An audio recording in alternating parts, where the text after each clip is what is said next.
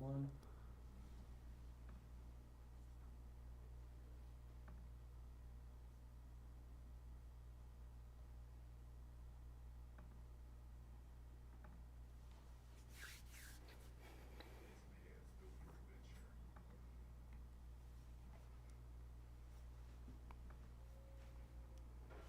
Hello, everyone, and welcome to another Darwin Live or whatever it is that we're calling this. We're still calling it Darwin Live because we don't have a better name to call it. I'm your host, Nick Darwin Rakestraw. How's everybody doing? How you guys doing? Doing well?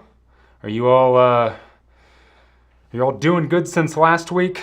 Hopefully you are. Hopefully everyone out there had a great this past weekend. Hopefully you tuned in for my live cast last week whenever we discussed some random topics. This week I have 3 new topics, another special guest. I'm gonna let everybody roll in here for a second. Let everybody roll in, talk amongst yourselves. Let's see. Someone said, hello, Nick Darwin. Hello, Kevin Darwin. Hello, Kevin Darwin. Hello, Daryl, Bradley, Thomas, Sean, Kim. Hello, everyone. How are you guys doing? So, we got some pretty good topics for you guys today. So kind of taking it and tweaking it from last week.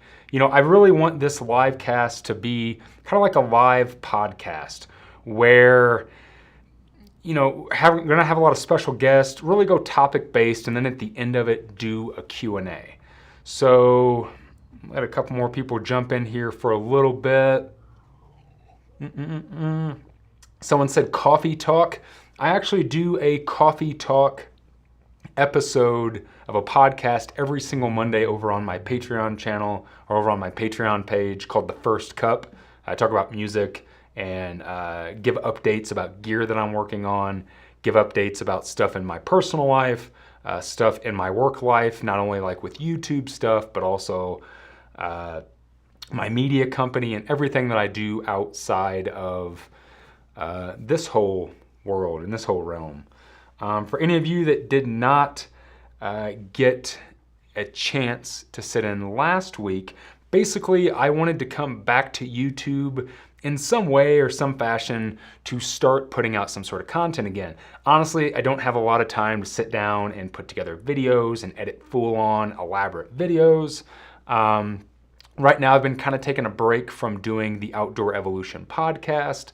So I figured what a great way to put out some content for you guys, for me to discuss some of the stuff that I love to discuss by doing something like this, which is a live podcast, a live stream. So, howdy Colby, what's going on, man? Heyo, Mia, Adam, how you doing? Top 3 favorite bands, we'll save that for the end. Sigur Rós, Smashing Pumpkins, Black Crowes. And ooh, someone said, do you like All Them Witches? I do like All Them Witches. Great band. All right, I think we got enough people kind of rolled in here for a little bit. So let's kind of kick it off with a topic that I've been kind of wanting to chat about for a while. And I've got a ton of questions. So if you don't follow me over on Instagram, recently I polled a bunch of people over on Instagram and asked for topics, asked for good topics to talk about in a podcast format, in a live YouTube format. And one that I get a lot, especially because of my kind of career here on YouTube, being a YouTuber, going from it just being a hobby to it being a career, to then going to doing film work and owning a media company, is specifically my career as a creator. You probably saw that in the title. So I've been getting a lot of questions. Some of the ones that I've gotten are ones like, maybe you've already covered it, but pros and cons of filming adventures. So basically that transition of going from just going out on a hike, just having an adventure, to actually starting something like a YouTube channel. A lot of people interested in that. Same person asked how to balance personal adventure with content creation, documentation, something I am very versed in, doing almost all of my hikes, doing a lot of bikepacking trips here on YouTube, doing a lot of through hikes, day hikes, random backpacking trips. Somebody wanted to know in-depth breakdowns of living life as a creative and business maker. For some of you, again, that don't know, not only most people know me from YouTube, but I do own a production company. I do own a business with employees. Currently, I have 3, and we do work for companies in certain industries, a lot of outdoor industry companies, some other companies, restaurants, stuff like that, making media for their social media, for their website, and then film work, right? Like actually doing full format documentary films. I did a film back in 2019 called Through the Great Southwest. I'm currently working on a documentary film that I shot last year in Fiji with Sawyer Water Filters and Jennifer Farr Davis. So I have kind of turned this, what went from a hobby to being on YouTube and figuring out a way to make a living, to now owning a full-fledged media company. Somebody else asked, having outdoor / photography / gear / company as full-time job versus part-time job. So now not only do I own a media company that is separate from my personal media like here on YouTube, but I also own a gear company called Evolved Supply Co. We make backpacks and other products coming soon, like a sun hoodie and a jacket. So transitioning from YouTube to CEO, I kind of thought that was funny. I wouldn't consider myself a CEO necessarily. And then a great question that I'll probably follow everything up with, which is brand ambassador deals and offers for newer YouTubers. Any warnings? So a lot of people really wanting to know about what it takes and maybe kind of the ins and outs and maybe behind the curtain a little bit of being like a full-time creator, whether that is a podcaster or a YouTuber or a filmmaker or a photographer or something like that. Something that, again, I totally lucked into, honestly. It was a mistake. Was never meant to do this as a career. It just sorta happened. And what's funny is I've noticed that a lot here on YouTube. I've been seeing a lot of other creators make content talking about kind of being transparent and talking about their income and what they bring in on YouTube and how they do stuff like affiliate links and all the other little ways that they make income, whether it's through sponsorships, whether it's being not sponsored, through things like Patreon. So tons of different things that I feel like people really want to know about, that are just flat out interested in what somebody like me kind of makes and how they were able to transition this hobby into a full-fledged job, where now I have multiple employees and I'm working on big projects for other companies, not just making personal YouTube content. So, I mean, I can tell you that whenever I started, a big thing for me was, again, I lucked into this. When I went to go do my first through hike of the Appalachian Trail in 2015, I didn't have a YouTube channel. I didn't have an Instagram. I didn't have a Facebook. I didn't have any of that stuff. So a lot of people here on YouTube, you know, when they go out to do their first hike, they want to build a following right off the bat. They want to vlog, they want to do all that stuff. So they start a YouTube channel, they have an Instagram account, maybe they bring on sponsors to sponsor their first hike. I was not interested in any of that. So when I started my YouTube channel, it's because I had just come off the AT. I was super depressed because I couldn't finish it in the first year. So my wife and I hiked the AT together, 1,600 miles. We had to get off the trail because of some injuries that I sustained, and then we had a loved one pass away. We got off the trail, we moved to Albuquerque, New Mexico. I was super depressed, I was super bored, I was super lonely, I was away from my trail community. So I started a YouTube channel. I started a YouTube channel because I remember seeing other people's videos. Redbeard, Some of you might not know who that is. His name's Will Wood. He was making videos at that time. And I saw him sitting down in front of the camera doing this kind of talking head thing where he picked up his backpack and he talked about the weight of it and he talked about all the gear that he carried. And I thought like, oh, well, I could do that. Easy. I could totally do that. I can turn on a camera and shoot myself. So I started doing that. Really out of boredom and because I wanted to feel more connected to my culture, to my community, my thru-hiking and backpacking community. So I had a YouTube channel starting from about August, maybe a little bit before then. Yeah, I'd say August. August 2015, I was making videos. 2016, I was making tons of videos. Not only backpacking videos, because I did go back out onto the AT, not too long after we had gotten off, back in the spring. I started making videos, videos from the AT. So then I started doing the vlogging thing. Then I was putting out more videos. I started getting really into bikepacking. I started putting out tons of bikepacking content. And then all of a sudden, one day, it's starting to get into 2017. So now I've had the channel for 2 years. 2 years, and it was building a lot of steam. It was starting to get a lot of attention. And I was at work one day at a bike shop, and the guy that I worked with said, man, you're starting to get a lot of subscribers now on YouTube. And I said, yeah, it's pretty cool, right? I'm building a community. I'm getting people interested in what I'm talking about. It's cool because people are checking out my gear. They're watching my hikes. They're watching my rides. And he said, how much are you bringing in on YouTube these days? And I said, what do you mean, how much?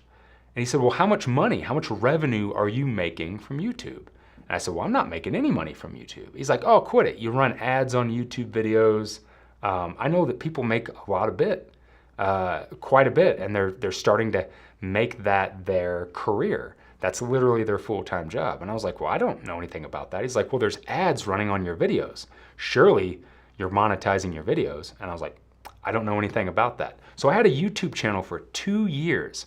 Now, this is at the time where you did not have to have, 2,000 subscribers, 500 hours of watch time or something like that. Now there are regulations, like you have to meet certain standards and then you can start monetizing your videos.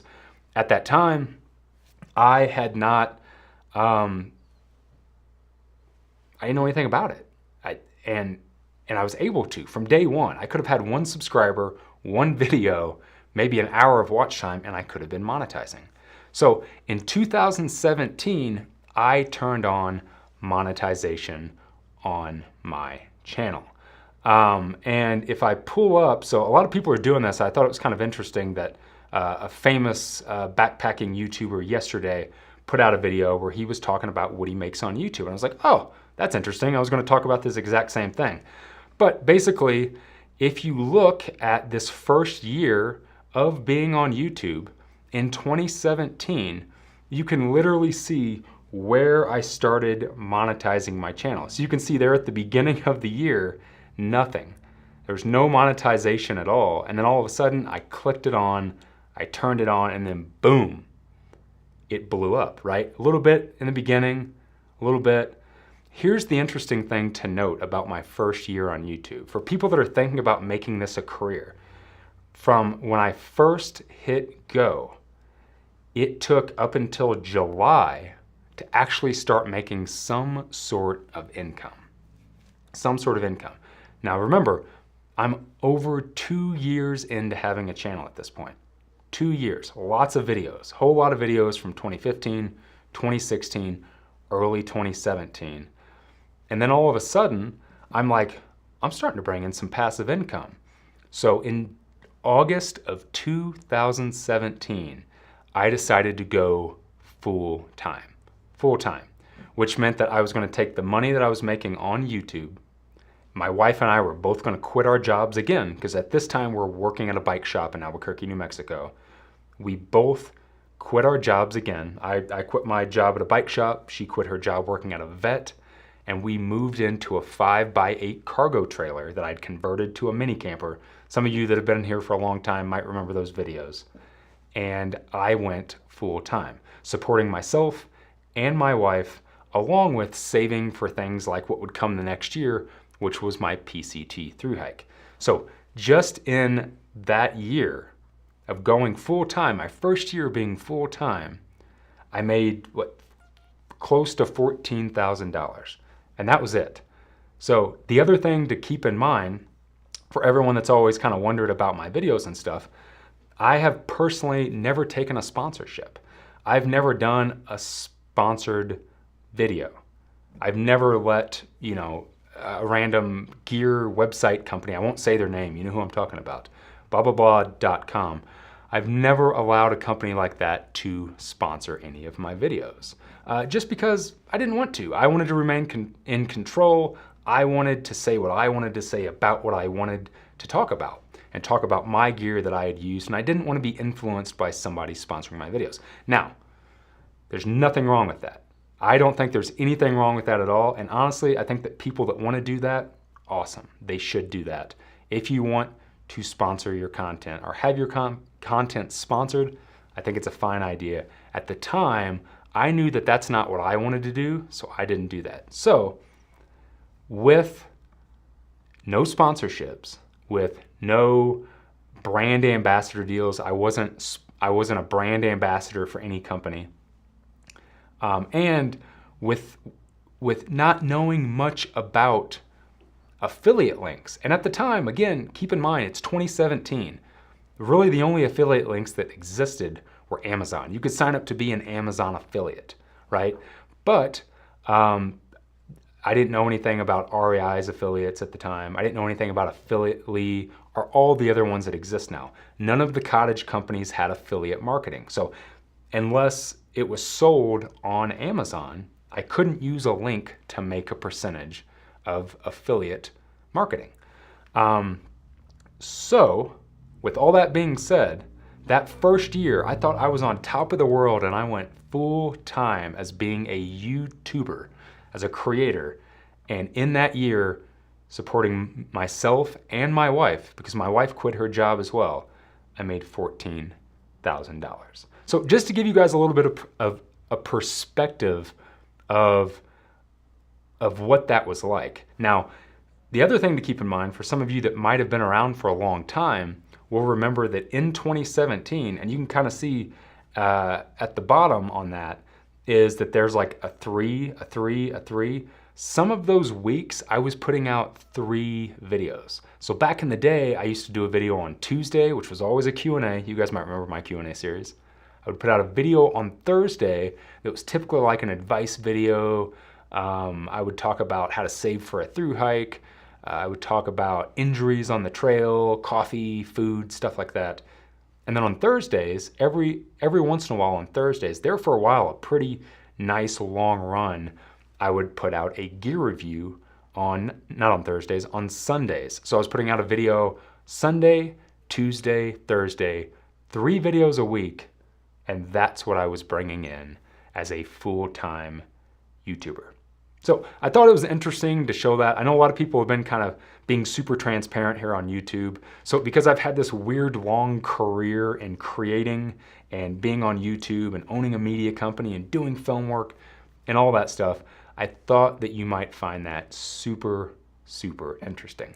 Here's another interesting thing. I didn't actually start my Patreon account. So a lot of people will use funds from Patreon to support themselves as well. So because as you can see, the amount that you bring in on AdSense on YouTube is not that much, right? And also keep in mind that at this time, there was not a lot of people doing this. There was me and a couple other people, right? It hadn't really blown up yet to where all these backpacking YouTube channels start.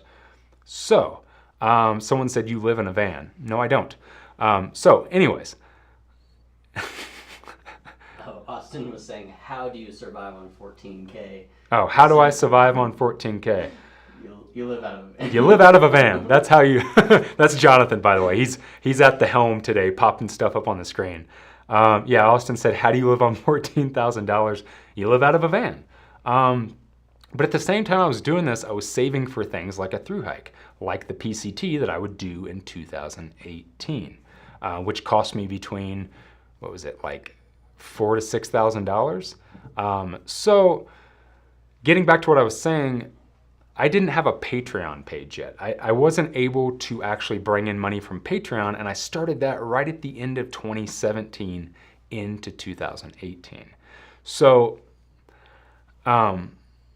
So it's kind of interesting to look at that. I think the video that I watched, somebody told me about a video that somebody had made where they're being super transparent. And they said something like they were making some astronomical amount of money on YouTube, along with sponsorships and brand deals and all of that stuff. And I thought, wow, I think I did it wrong.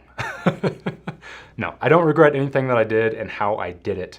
But for some of you that have been with me for a long time and maybe also wondering why, like why did you make this transition out of YouTube? If it was, I've seen so many comments from people saying like, well, you know, you were making so much money on YouTube, you were, you know, doing all this, and like, not really. No, I wasn't. I was making a very minimal amount on YouTube. Now, as the years went on, obviously I put out more videos, you know, that monetization went up. I figured out other ways to bring in affiliate links, but even at the height of what I was bringing in, was 2020, which is really weird. In 2020, let me bring up my thing here. 2020, this was the highest year ever on YouTube for me. Now think about it. This is at 2020, probably 300,000 subscribers, right? Tons of videos at this point. I'm doing all these videos, I'm doing lives, I'm doing all this stuff. Almost $37,000 on YouTube. So if you watched anybody else's videos where they're being super transparent and talking about what they made on YouTube as a YouTube creator, as a YouTuber, you'll know that my highest year of being $37,000, not that much. Not that much at all. Especially, again, if you weave into the fact that I never took sponsorships, I never got paid to talk about gear, I'd never got paid by a lot of companies that I worked with, which is a whole different story that we'll save for another podcast. So in the long run, for me, no. For me, YouTube was always about being a creative on YouTube especially, and creating content was always about putting something out there and going after what I believed in, going after what I wanted to share with people, what I was passionate about, and less about money. Because if it was about money, I personally would have taken sponsorships, I would have taken co-brand deals, I would have done all that stuff. But there you go, just a little peek behind the curtain. So some of the other questions that people were asking about with that whole creative career path, you know, Robin Bayer said, in-depth breakdowns of living life as a creator and a business maker. Yeah, so, you know, as far as breakdowns go, I think in today's, like, if you want to be a creator, because it's this massive sea of people that are now creating content, I mean, you almost have to take sponsorships. You almost have to let people sponsor your content. You almost have to do all these different brand deals and this and that and this and that, and then consistently be putting out media. So my advice to anybody that's looking at doing something like YouTube as a quote unquote career and going somewhere with it, you have to understand that the biggest part about it is the hustle. It's literally killing yourself every single week to put out multiple videos at a time. During my entire run, whenever I was bringing a lot of content to YouTube, putting out multiple videos a week, when I was putting out 3 videos a week, I did not have an editor. I've only ever had an editor one time in my entire YouTube career, and that was during my PCT thru hike. From April of 2018 to August, beginning of August of 2018. That's the only time I ever had an editor. So, if you take that first year, for instance, I was making $14,000 a year while I was out hiking thousands of miles, filming all of it, editing all of it, and still putting out 3 videos a week. Now, all that being said, I'm super happy that I did it all. I'm super happy that I did it all because it allowed me to create what I've turned my media and myself as a creative into. So basically, I wanted to transition out of kind of this horrible rat race of putting out content and keeping up with the algorithm and stuff like that to do more of what I had a passion for. Because I would put out YouTube videos that the algorithm wouldn't really show people because it didn't have the word gear in it, or backpacking, or one of those key buzzwords. And my face, I wasn't on the thumbnail going, right? So I would put out something that I was very proud of, a short film, something inspirational, something I really wanted to share with people, and something like the algorithm wasn't showing it to people because the algorithm knew that it couldn't make money on it. So know that if you're looking at becoming a creative for a living, a YouTuber, a professional YouTuber as it were, that it takes a lot more than just putting out a video every once in a while and coming up with a good idea. It takes a lot of struggle. It takes a lot of hustle. It takes people like me putting off friends and family, not spending time with my wife, to really put out content as much as I possibly can, just to sustain that lifestyle. Now, today somebody said transitioning from YouTube to CEO. Again, I wouldn't consider myself a CEO. I have made a transition from YouTube to doing more commercial work for companies. So companies in the outdoor industry. What's funny is I stopped making YouTube videos full-time last year, but you guys have seen a ton of my work since then. You just didn't know it.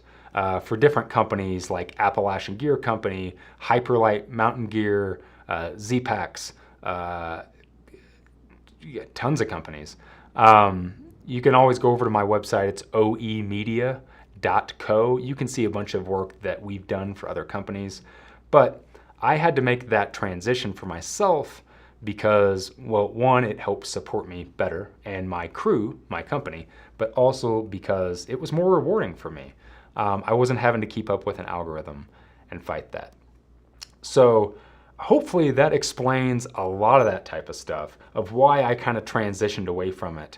And again, what it takes to do it. It's a ton of work. And again, when you're like me, you don't want to take sponsorships. You don't want to take, another question was brand ambassador deals and offers from newer YouTubers, for newer YouTubers. Any warnings?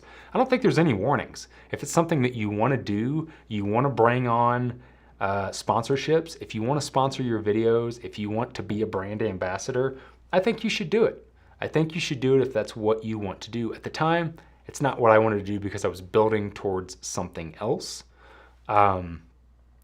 And I just, that's not what it was ever about. It was about the passion of doing it and wanting to share content and information with people.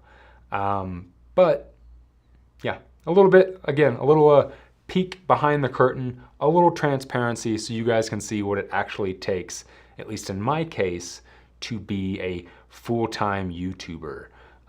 It's not something I ever planned on. It just sort of happened. And then I just went with it. I just kept rolling with it because I loved sharing stuff with people. I loved making videos. And I mean, that's why I'm back. That's why I'm back here now.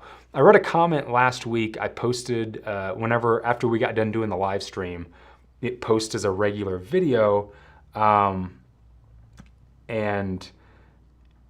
when it posted, somebody left a real snarky comment, a trolly comment, if you were. And I know, don't read the comments, but they said, you missed, what did they say? You missed the AdSense revenue, huh? I was like, missed the AdSense revenue? No, not at all. I was barely able to support myself with AdSense revenue. So just so you know, again, a little transparency of why I made that transition and why for years I tried to get people to go support me on Patreon. I tried to get people to go support The Outdoor Evolution, my other project, the podcast, the website. That's why I tried to get people to support the film that I worked on, that I was able to donate so much money to nonprofit organizations. Between 2019 and 2020, my company, myself and my company, donated over $30,000 to nonprofit public lands organizations. Any of the money that we personally made off of films like Through the Great Southwest, we took that and invested that in to starting production on another film series that was called Public, that sadly ended up not happening. I talked about that in last week's live, but that is really what happened. The end of the day, I got tired of that rat race. I got tired of fighting the algorithm. I got tired of having to almost sell out or sell my soul to make a living making YouTube content. So that is why I moved to greener pastures. But again, I love doing this, so here I am. Here I am to share more information with you guys, hopefully entertain you a little bit, create some more community, because damn it, it is something that I have heavily missed in the last year, in the last couple years, really. I needed to step away from it.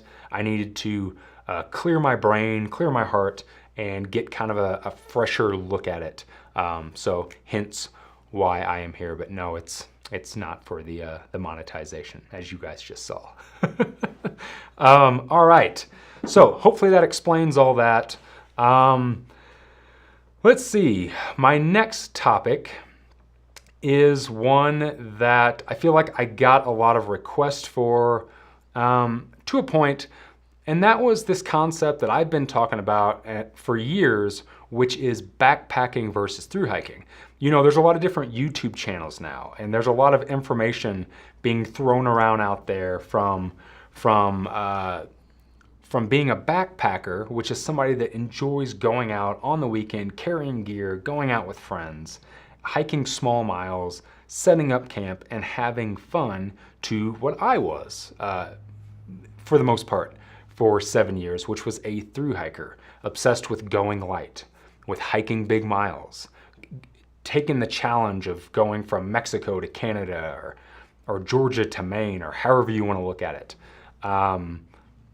That was the whole point of a through hike to me. It wasn't about just getting out and having fun. It was about the challenge. And I think that there's a lot of blurred lines. People that are just coming in to backpacking see a lot of information about through hiking and think, well, I gotta hike big miles. I gotta be super ultra light. I gotta whatever, right? I need that new backpack. And something that I always tried to stress in my videos for 7 years is, even though I was a through hiker and that's where my perspective came from, I always tried to tell people, this works for me, it doesn't mean it's gonna work for you. I can only give you my frame of reference of being a through hiker and what works for a through hiker. But the reality is, the majority of people watching YouTube videos, trying to learn and get that information, are really only ever gonna wanna be into backpacking. They don't wanna hike 20 miles a day. They don't want to, carry a 10-pound, 7-pound, 5-pound base weight. They don't wanna, not carry a shelter. They wanna carry a nice big sleeping pad. So today I really wanted to talk about the topic of backpackers versus through hikers, or I guess you could say backpacking versus through hiking, and really try to take down some of those walls, clear up some of those lines, and maybe answer some questions for some people that are looking at getting into either. So I do have a special guest for the day, which was, surprise, surprise, was my special guest last week as well. If you guys have listened to my, if you've been listening and checking out my podcast, the Outdoor Revolution podcast, for the last couple years, one of my most common co-host that's with me on a ton of the episodes, that sits with me and chews the fat, goes through a bunch of different random topics. We pick them apart. Sometimes we go on rants. Sometimes we get kind of controversial. So if you like that controversial talk, if you like that whole section where I was talking about how much I made and yada, yada, yada, you should definitely go check out the Outdoor Revolution podcast, because you'll love the controversial talk that's on there. And that is my good friend, my my lovely co-host, and back again for this week for an episode of Darwin Live. Or again, dude, we got to come up with a better name. Is Mr. Emery Wonger, also known as Pooparazzi. Yeah, Pooparazzi, because Emery is not just a thru-hiker, because he is a thru-hiker like me, but also Emery is a family man. He's a family man that likes to go out to backpack with his family, with his friends. He even does some hunting out of a backpack, which is pretty snazzy. So, good sir, how are you? How are you this week? How you doing? I'm good, man. Good to see you again. Thanks for having me back on. You too, bud. It's always good to chat with you. I feel like this is a really good format. You know, you and I have been talking. I know for a while we were talking about, you know, doing more episodes of the podcast. But you know, should we start talking about gear, and should we start talking about the general stuff on the podcast, or do we save that for something else? And then I started talking about another podcast. So I think this is a really good format for you and I to kind of chat with the people and kind of pick apart these topics. And I know one that you and I seem to chat about a ton in specific is this whole idea of like people, there being this kind of blurred line between backpacking and through hiking, and people that really just want to backpack seem to almost be getting like, too much, maybe, can I use the word toxic information from the through hiking culture? Right? Does that make sense? Yeah, it's just filtered. It's not, there's backpacking, and the name is backpacking. And then there's lots of different types of backpacking. Yeah. And if I hunted if I backpack hunted the way I through hiked, it wouldn't work. And if I through hiked the way I backpack hunted, it wouldn't work. Like they don't go, there's like a base level concept of backpacking. Like there's principles of backpacking, but a lot of times through hikers seem to think that they know it all.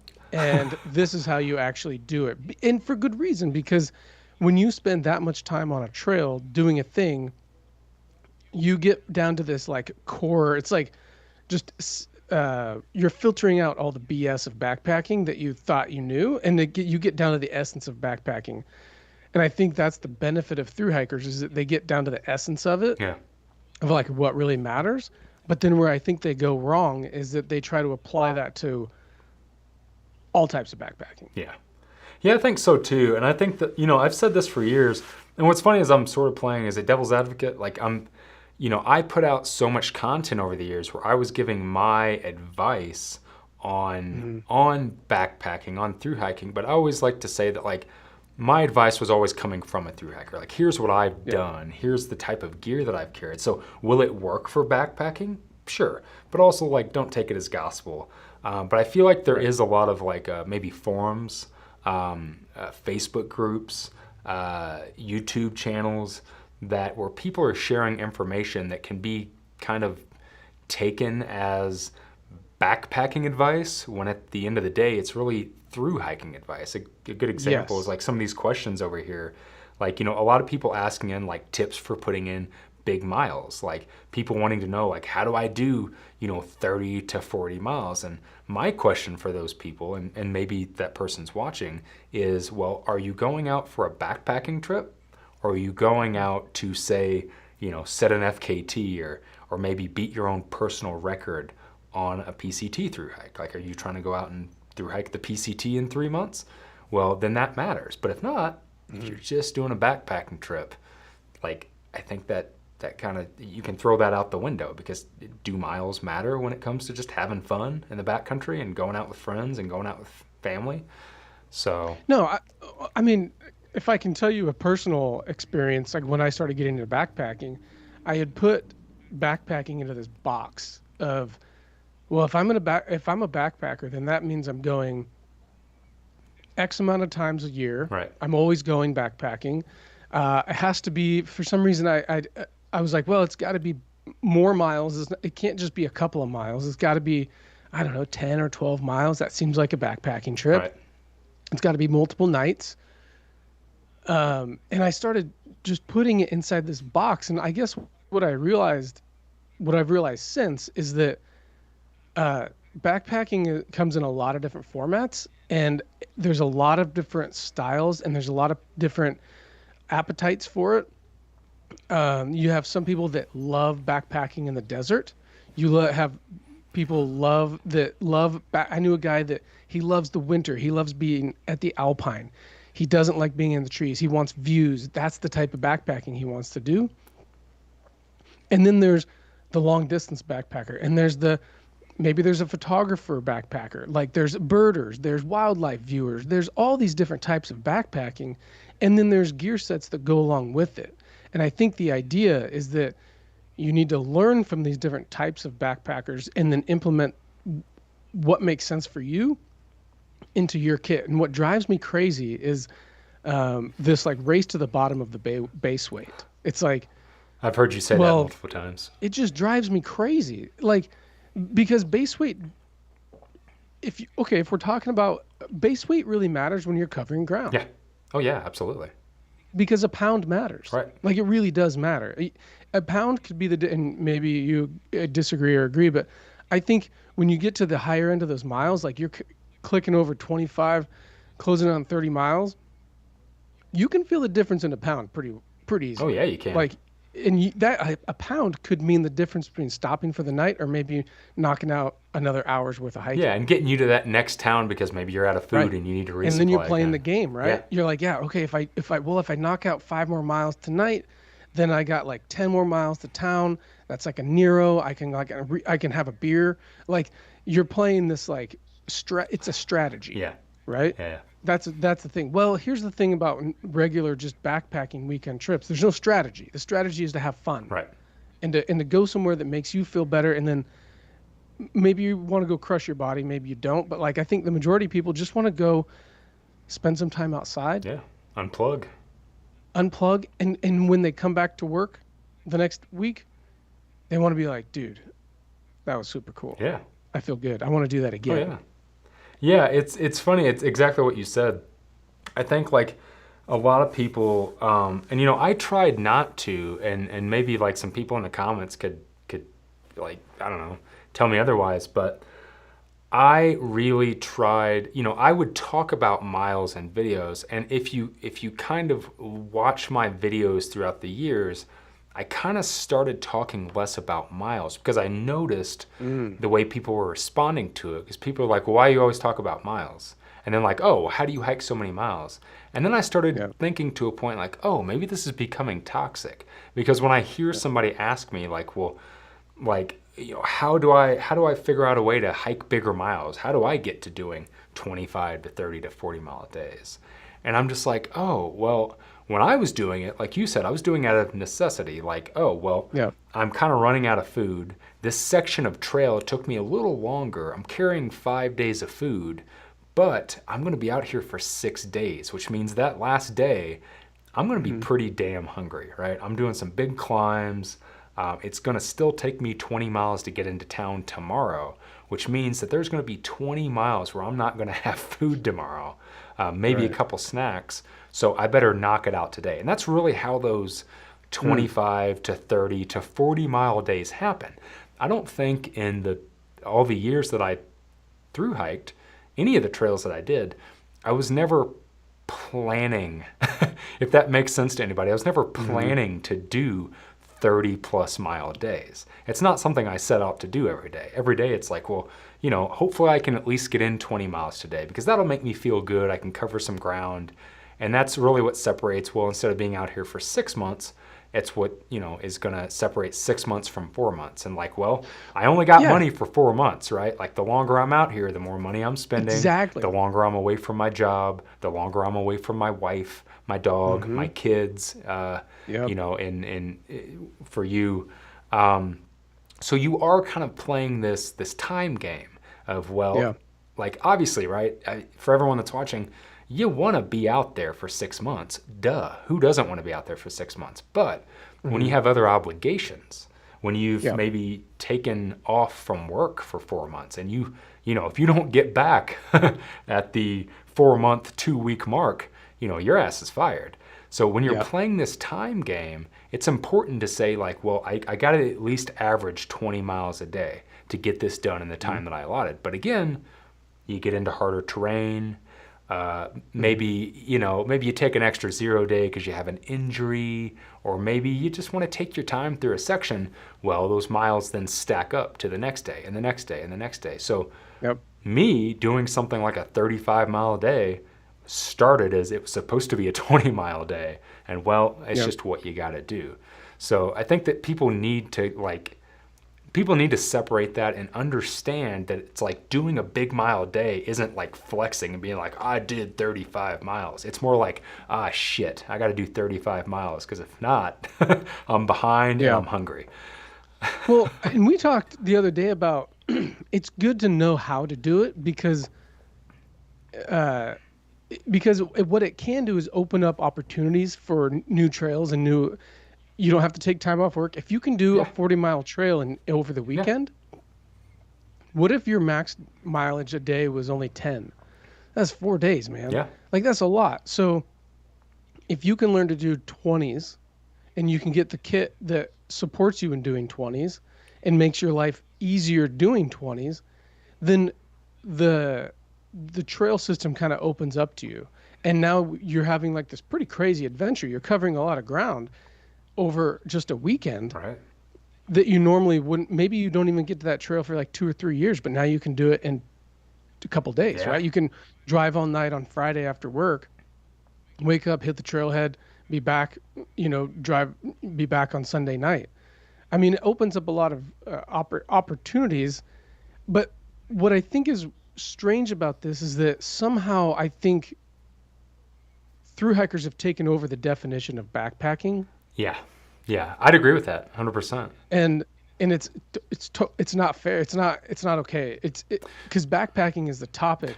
Thru-hiking as a subcategory of it. Do you think that people like I'm gonna play like I'm gonna kind of turn the camera around on myself for a little bit. Do you think that's because of like say people like me that had a YouTube channel, or people like all the other various? Because if you think about like the start, like when I think back to 2015, as I was just talking on the last topic, when I started my YouTube channel, it was like I started in 2015 and there weren't really any general backpacking channels. I think there was like, Syntax 77. Yep. Like I think Yeah. Syntax was making backpacking videos and maybe another person, but every other channel was a thru-hiker, right? It was people that were thru-hiking. So even myself, I got inspired to start getting more into backpacking from people like Will Wood, who was a thru-hiker, giving thru-hiking advice.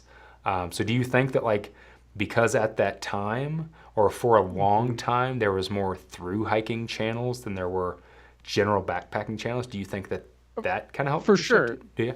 Yeah, and thru-hiking it just sounds sexier. Yeah. Like this idea of a big adventure. Not now, not for me. Now backpacking sounds sexier. And thanks to thru-hiking, we now have some really amazing bits of gear to choose from. Yeah, absolutely. Whereas before that, like if you look at general backpacking gear, it's generally not small. It's consumer based. It's like lots of pockets, and like where it's great, but it's catering to a certain crowd that if you have that like adventure bug, then you're like, well, I kind of want to do something bigger and better.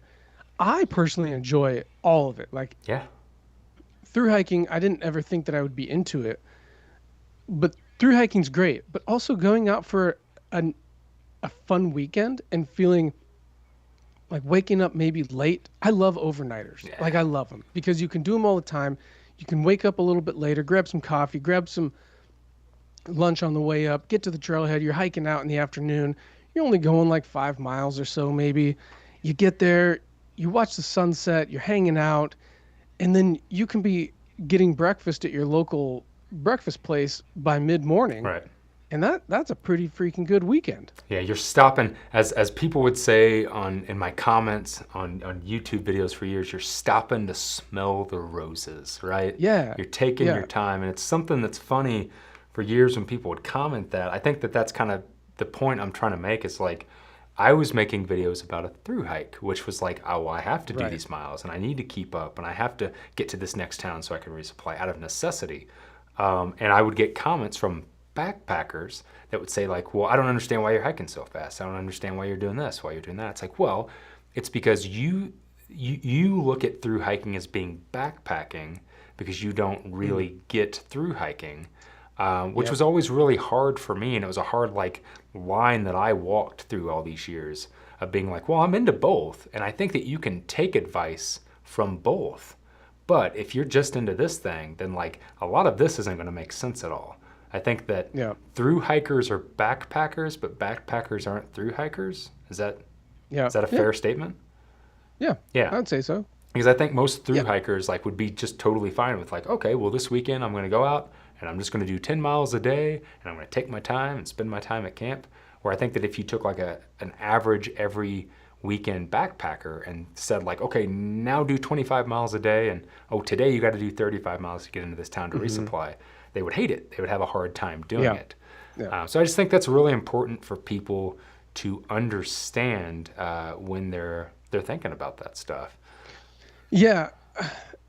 I also think it's worthy of noting that when I started interviewing triple crowners and like triple crowners, that I was like, holy cow, okay, you want to talk about a backpacker, talking to someone that's done a calendar year triple crown. That's crazy. Yeah. They don't care about the miles. No. They like I guarantee you hit up any of those people. They're like, hey, you wanna go for a quick overnighter? They'd be like, yeah, that sounds amazing. Yeah, absolutely. So it's like it's almost like we've put some sort of expectation on them, like, or we're insecure about our own backpacking, like what we're able to do. Like I think of like the comment of like, well, you're not stopping to smell the roses. Right. But I'm smelling more roses than you are. Right. Like, so it's just a different way of looking at it. Like when you get, like, there's something really special about moving through a landscape for 20 miles, 25 miles. And like, you're like, whoa, that was the ridge I was on this morning. I woke up on the other side of that ridge and it looks a long ways away. You experience a landscape differently, just like if you crawled for 20 miles over like 6 months, you would experience that landscape differently. Yeah, like, totally. So it's just different flavors, and you have to learn. Like my advice for anyone that's like struggling with their backpacking identity is to just own it. Own up to what you like to do and enjoy it. Absolutely. I think that a big thing and why people are maybe getting negatively influenced, and I'll use that term like negatively influenced, is like, don't worry about what other people are doing. Yeah, don't worry about what someone else's base weight is. And don't worry about what tent someone else is using or what pack someone's using or how many miles they hiked. So many times, like, I feel like there's this weird thing, especially out on through hikes, of this flex of like, well, how many miles did you hike today? It's like, well, who gives a shit? That question goes away the further you get north, right? Yeah. Oh God, yeah, absolutely it does. So it's like, at the end of the day, oh sweet, yeah, it's like, stop caring what other people are doing out there. Yeah. And if you want to go out there and you want to just have fun and hike 8 miles in a day, 5 miles, 3 miles in a day, and sit up at camp with your camp chair and your hammock system, and you want to pack out some big old steaks and some whiskey and just have fun, then you should do that and stop caring what other people are doing. Unless you're aspiring to do a through hike. Right. And then it's starting to understand, okay, well, I need to tune into what a through hike is. I need to understand that like, ooh, I might have to do big miles. I might have to push myself out of necessity to get to that next town. Yeah. So. And then how do I go about doing that? What's the strategy of doing those things? Right. Yeah, man. I think the better we can learn about other types of backpacking, like load carry is really important to hunters because the intent is to come out heavier than what you went in, right? You're harvesting meat in the backcountry and pulling it back out. Sure, hopefully. So get to know a backpack hunter because they'll tell you how to properly load and what a load carry looks like. Yeah. So it's all about learning different skill sets and understanding how things actually work, and so that you can make a more educated decision on what you put in your pack and why you're doing it. Yeah, I think so too. And honestly, like, I think it's a great thing, like speaking of YouTube and like what I was talking about with the last topic, I think it's a great thing, honestly, that they're starting to be maybe not less, but there's starting to be more general backpacking YouTube channels that are kind of popping up versus it just being about the ultralight through hiking guys and gals, right? I think that's awesome. I think it's great that more weekend backpackers and more people that have families that go out with their families, or maybe somebody that's into backpack hunting, are starting these channels, because I feel like it's starting to kind of it's starting to weed all that out of people being confused of like, oh, well, I have to hike 30 miles and I have to have a 7-pound base weight. That doesn't sound fun to me. So yeah, I think that's a great thing. If you've got a YouTube channel like that and you're watching, like, right on. Good for you. Keep pushing that out, because I think it's great for everybody that's here. It just like people used through hiking to share an adventure. I think it's hard for people to see, well, can you have an adventure with just a 5-mile backpacking trip? Yeah. So if you're out there doing that, like, showcase how you enjoy a 5-mile weekend backpacking trip. Or you just strap some snowshoes on and get a lantern and walk around. Just walk around your backyard. Nobody else got that. That's an inside joke, folks. Oh my God. Content is king. Yeah. It's an interesting. You got anything else to say about the whole through hikers versus backpackers, or backpacking versus through hiking? Any knowledge that you want to impart to the folks tuning in? No, man. I mean, I'll just reiterate the fact that my best backpacking advice is to really do some self-reflection and like consider the type of backpacking that you as an individual enjoy doing. Like when you close your eyes and you hear the word backpacking, what do you see? And if you're doing something other than that, whiskey, then correct yourself, right? Like, because don't let other people peer pressure you into thinking that your style of backpacking isn't good enough. Right. Because the only thing that matters is your experience. So if you want to be alpine, if you want to be next to a lake fishing or whatever, do that. Double down on that and get good at that. And you're going to enjoy yourself more. Man, that sounds good.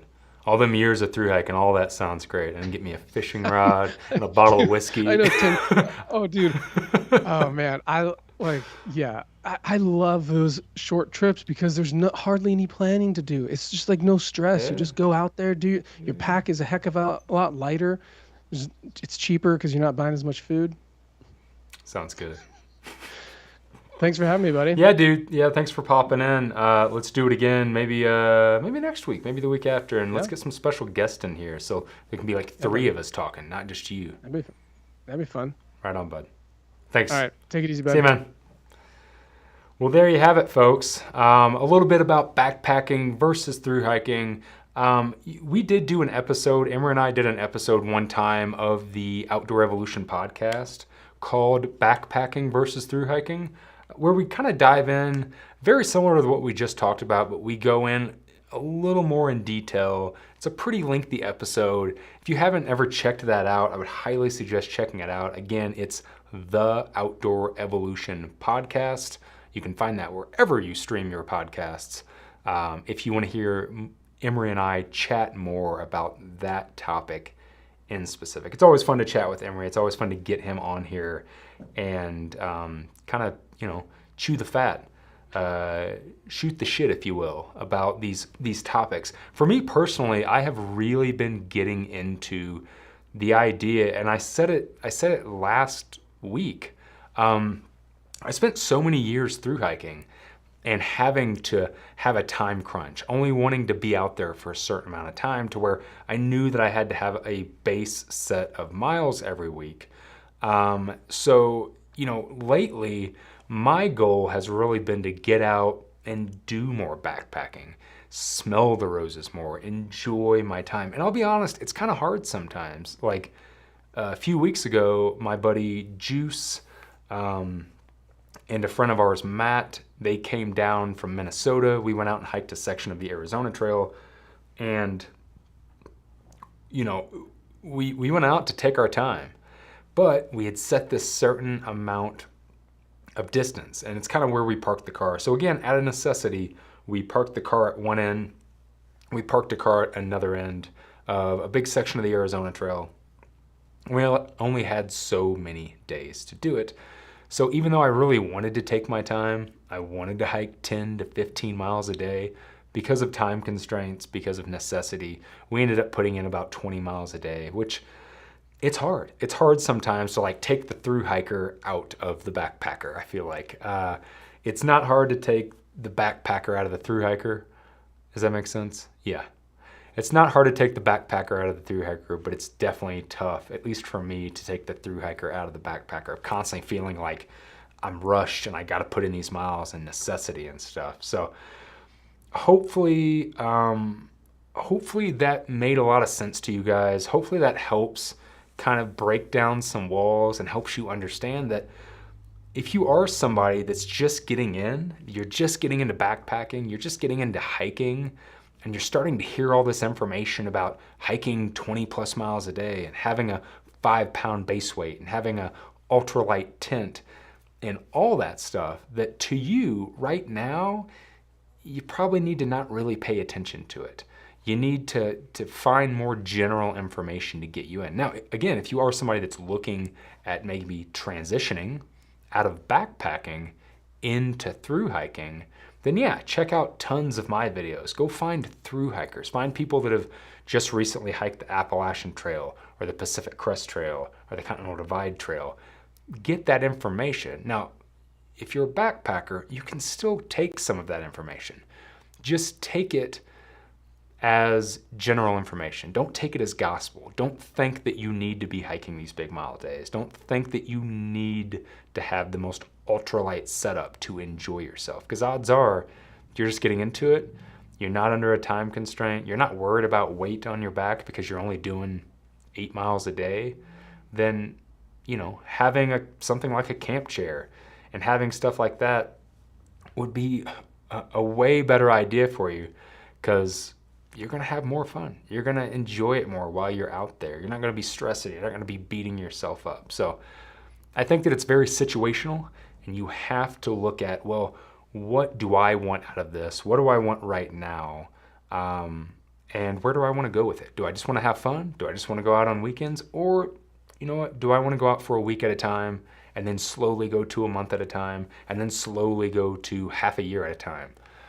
So yeah, it's very much situational. So before I jump into the last topic, let's see if there's any questions, if anybody has, about kind of the whole backpacking versus through hiking topic, and kind of what you guys think. I know from the questions we had thrown up on the screen, somebody said something about ultralight winter backpacking.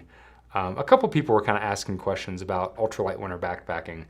And something that I'll speak to on that is you got to watch that, right? I think you can be ultralight to a point winter backpacking. But I think that, being cold in the winter on trail sucks, okay? So making sure that you can go ultralight to a point, but making sure you still have plenty of layers.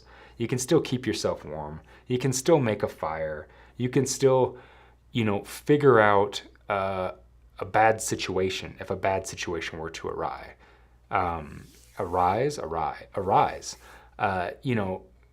If you're out in the snow and all of a sudden one night while you're sleeping, it dumps a foot of snow on you, making sure that you can keep yourself warm, that you can dig yourself out. So I think winter backpacking, people really need to watch going crazy ultralight with that. A couple years ago, my buddy Jupiter and I went out to do kind of a small winter backpacking trip where we snowshoed out, we camped. It was fun, it was fine. I used very minimal gear, but at the same time, I made sure that I had gear that would help me out if something were to go bad. So instead of taking my average sleeping pad with a low R value on it, I took a Thermarest X-Therm pad with a much higher R value. I took a much lower degree quilt, a sleeping bag quilt. If you're not familiar with what a quilt is, I took a sleeping bag liner. So I really made sure that I would be okay in those conditions. So something that you really have to look at it and think about it situational, and not just take other people's advice on what other people are doing as gospel. I know a lot of people, myself included, that have been ultralight in winter conditions and have been very uncomfortable. There are multiple nights where I have froze my ass off because I was like, well, I'm going to go ultralight. Yeah, I know there's snow on the ground. I know it's winter. But, so don't be that person. Think about, what you're doing. Make the right decisions. Take the right gear. Do your research. Be safe, number one, and have fun. I mean, that's the biggest thing, right? And then another question from that, before I get into the questions over here, somebody said, lessons for hiking in the desert for someone who has only hiked in the East. Biggest thing in the desert, biggest advice I can give you, make sure you're covered up. Get some sun gloves, get a sun hoodie. Protect your skin, because I can tell you that, especially here in Arizona, down south, in the Sonoran Desert, the right times of the year, I mean, even in the winter, you can get fried. You can get really, really bad sunburn. And the last thing that you want is really bad sunburn when you're out for multiple days, already being kind of uncomfortable, already being thirsty, already being hot, already being hungry. You don't want bad sunburn. So protection with your skin is number one. Wear some damn sunscreen. Don't be like me. I've spent so many years only putting sunscreen on my tattoos, not putting sunscreen on my face and my legs and my hands, and I have been burnt to a crisp more times than I can tell you. There's an old video, if you go back and watch a CDT section hike that I did in 2017. I was wearing shorts. I started from Lordsburg. I hiked north. I got fried. And there's a part of the video where you can see my legs and I am beat lobster red.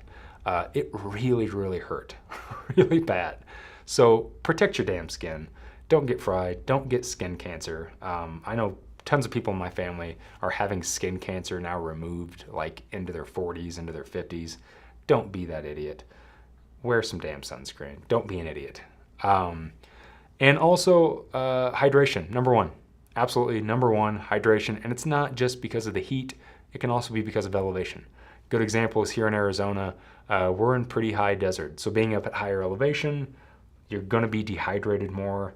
And then you got the heat, then you got the sun, then you got the exposure, you got all of that together. Hydration is a huge one.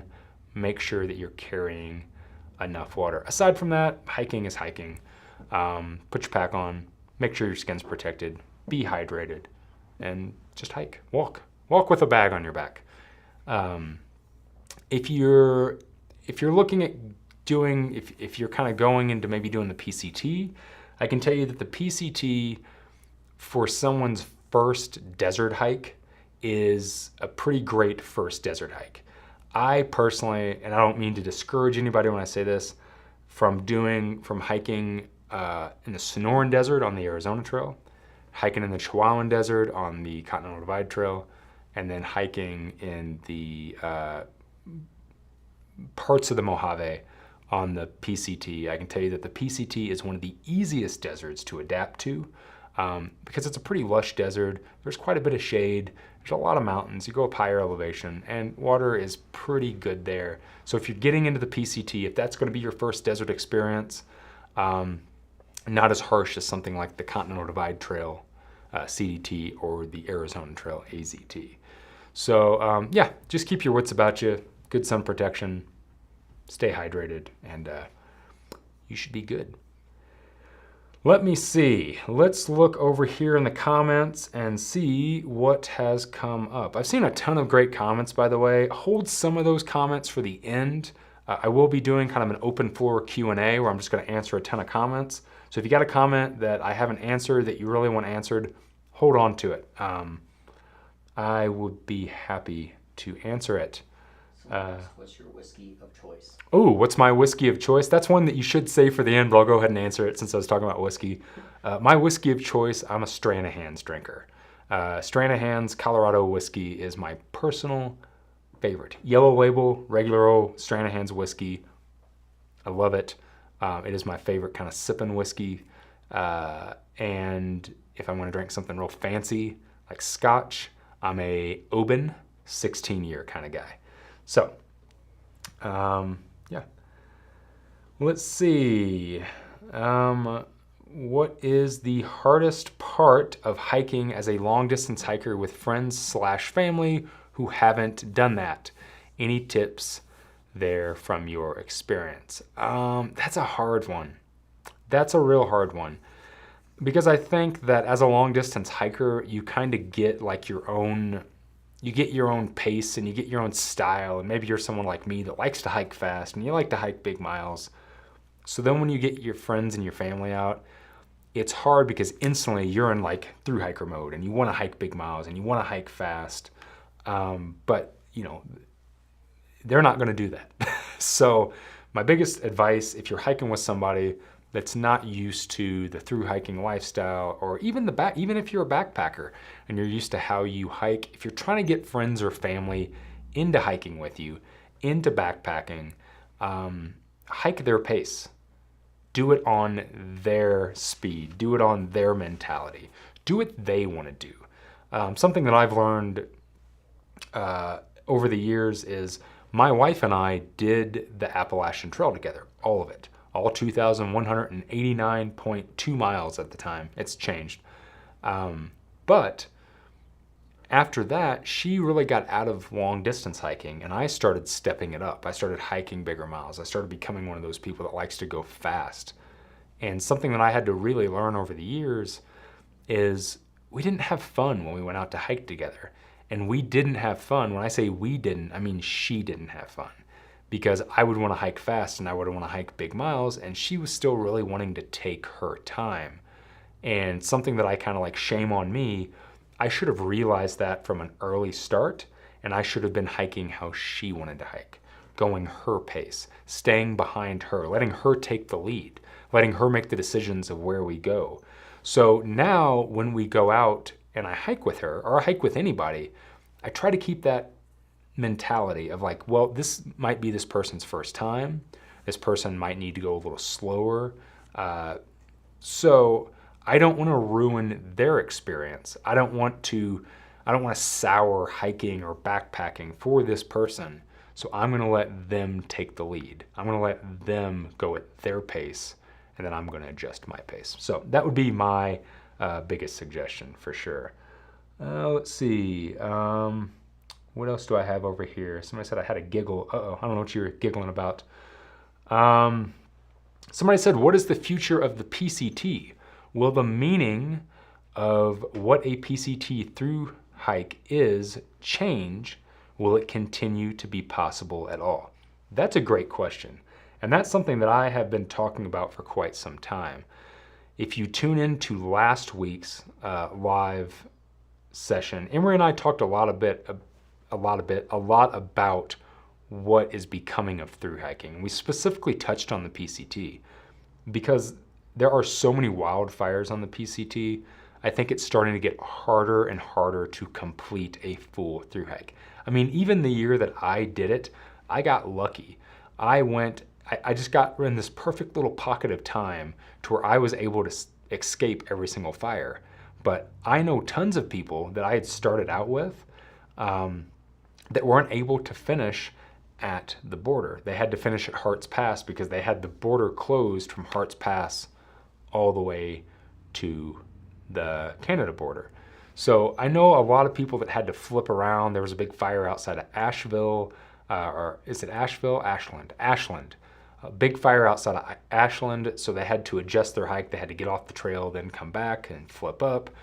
So I think the traditional through hike of the PCT, going from Campo all the way up to what's the name of where do you walk into? It's not after the border. What's it called? I can't recall. Two PCT hikers here. We both can't think of the name of it. Getting up to the border, the Canadian border, I think it's pretty impossible anymore. There might be a couple years. This year might be a good year for it because there's a lot of snow in the Sierra. They're getting a lot of water. It's not going to be as dry and as droughty of a year. Droughty, is that a word?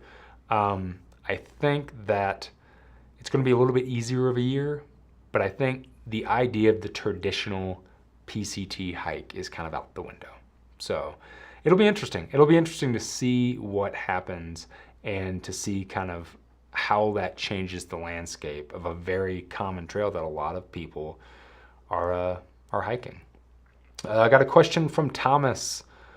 Thoughts on not trying to pursue a thru-hiker mentality when you're weekend backpacking, mostly thinking miles. Trying to pursue a thru-hiker when you're weekend back. I don't know. I guess my question to you would be why? Why would you want to pursue a thru-hiker mentality? Like maybe you're training for a thru-hike. If you're training for a thru-hike, I think going out and kind of pushing yourself, if you go out for 3 days or something, for a 3-day weekend, and you're planning to only hike so many miles and be there all 3 days, maybe on that second day, you're like, you know what? I'm gonna push myself. I'm gonna go a little bit past where I was planning to go tonight so I can finish up early tomorrow. So instead of finishing on that Sunday at 5 o'clock to get in your car and drive back home, you finish at 9 a.m. in the morning.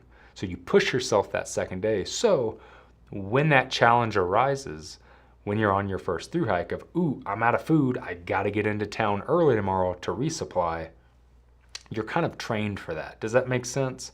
That mentality. What about the opposite of that? How do you slow down? Oh, how do you slow down? Yeah, That's a good question. So yeah, Jonathan made a good point. Like the opposite of that, me personally, coming from a thru-hiker mentality of how to slow down, I'm still figuring that out. Like I said, I just went out for a big trip with some friends, and the plan was to hike smaller miles, and we ended up hiking bigger miles, again, out of necessity. But I think for me, it's just trying to remember, like, I'm not on a thru hike. I don't really have anywhere to be. Regardless, I'm going home on Sunday. Regardless, I'm going home on Sunday. I'm out here to have fun. I need to slow down. I need to take a breath. Yeah, sure, let's stop there for the night. I don't need to keep pushing. And trying to almost train your brain to just relax, stop and smell the roses, have fun. At least that's what I've been trying to do. I'm hoping that I can beat it out of me a little bit. How long after running out of mountain house is it acceptable to resort to cannibalism? I'm guessing 2 days. Yeah, 2 days is a good time. I think so. I mean, I would personally probably kind of start eating my own fingers before I started eating someone else. Number one, I'm a little bit of a germaphobe when it comes to other people, so I would probably eat myself before I started munching on somebody else. But yeah, 2 days. 2 days sounds good. Let's see. What do I got? Let me see if I can find anything good in here. Is everybody having a good time? Is everybody still out there? Are you still engaged? Do I have you? Do I have your attention? Are you happy that I'm back? Maybe not. Maybe you're one of these people that isn't happy that I'm back. I got some really ugly comments last week. People were just not happy that I'm back. But if you're here, I appreciate you for joining in on this this new venture and this new thing. If you didn't get a chance to listen to the whole my career as a creator part of this, definitely go back, watch the beginning of this live cast. I talk a lot about I've been saying that a lot today, a lot of bit. That's a new phrase, I'm owning it, a lot of bit. I talked a lot of bit about what I made, my financial situation over 6-7 years on YouTube, and what I was bringing in, just to be a little transparent, just to kind of pull back the curtain and show you guys that it's not all, I'm not just rolling in money, and some people that do YouTube aren't just banking and making tons of money. So if you're interested in that, go check it out. And as this show continues, I want to get into more topics like that. I wanted this to kind of be not only a thing for advice, and talk about the things that I love, like backpacking, like thru hiking, like gear, but also I wanted it to kind of be a tell-all, right? For years, people have been asking me to write a book. Like, you should write a book. You should talk about all the crazy stuff that you've seen and done in the outdoor industry and the outdoor community. So this is really my podcasting, not only the Outdoor Evolution podcast, but also this is very much my tell-all. It is my book that I'm writing. So I hope to get into more of that stuff. Everybody's asking bikepacking. Yeah, a lot of people are asking about bikepacking. So guys, I guess I guess that's time. Now, before I dive into bikepacking, here's something I want to say about it, because I'm sure that I'm going to lose some of you. I'm going to lose some of you talking about bikepacking. Come back though, because I am going to do an open floor Q&A, and if you got a question for me, you'll want to ask it then, because I'm going to answer whatever. An AMA, if you will. Ask me anything, to a point. It joys my heart to see people asking about bikepacking, people wanting to be interested in getting out on a bike and having an adventure. For the simple reason that back in 2016, before I was monetizing this channel, before I had started really getting into being known as Darwin, the backpacking YouTuber, thru-hiking guy,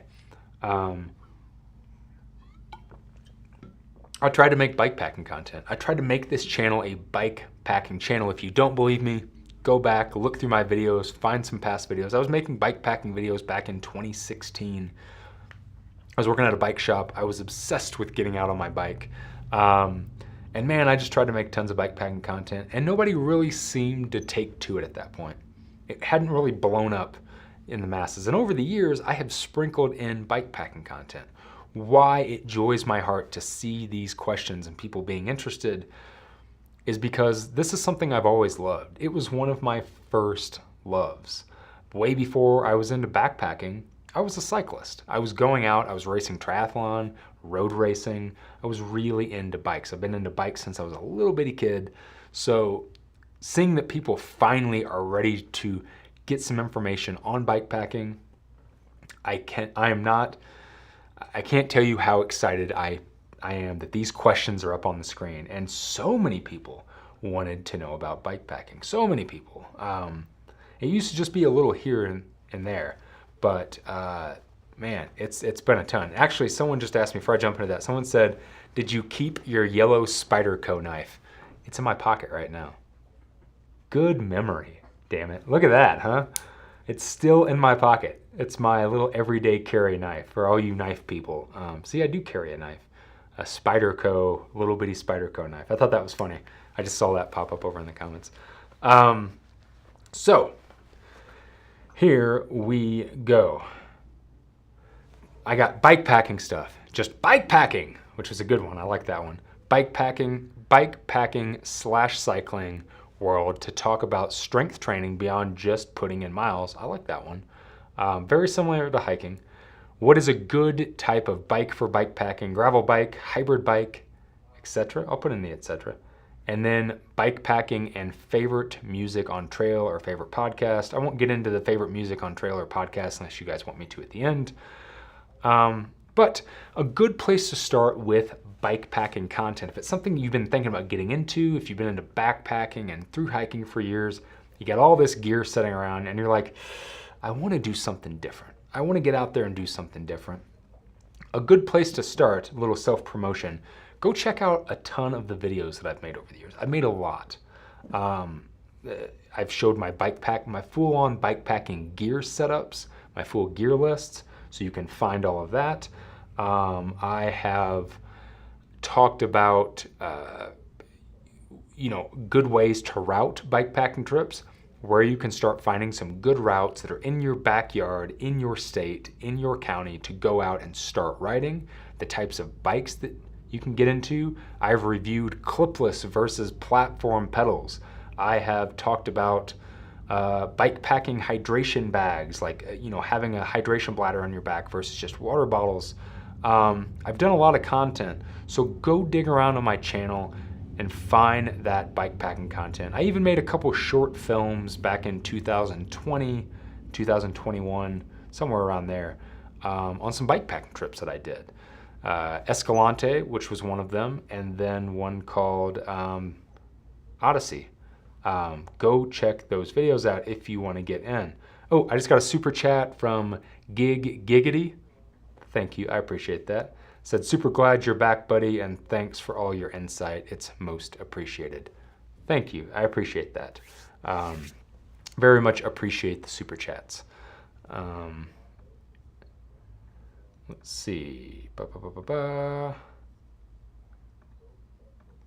So that's a really good place to start. Go check out some of the videos that I've made. I have some advice on my setups. You can go over to darwinonthetrail.com. You can find some bikepacking gear setups from my Arizona Trail through ride in 2016.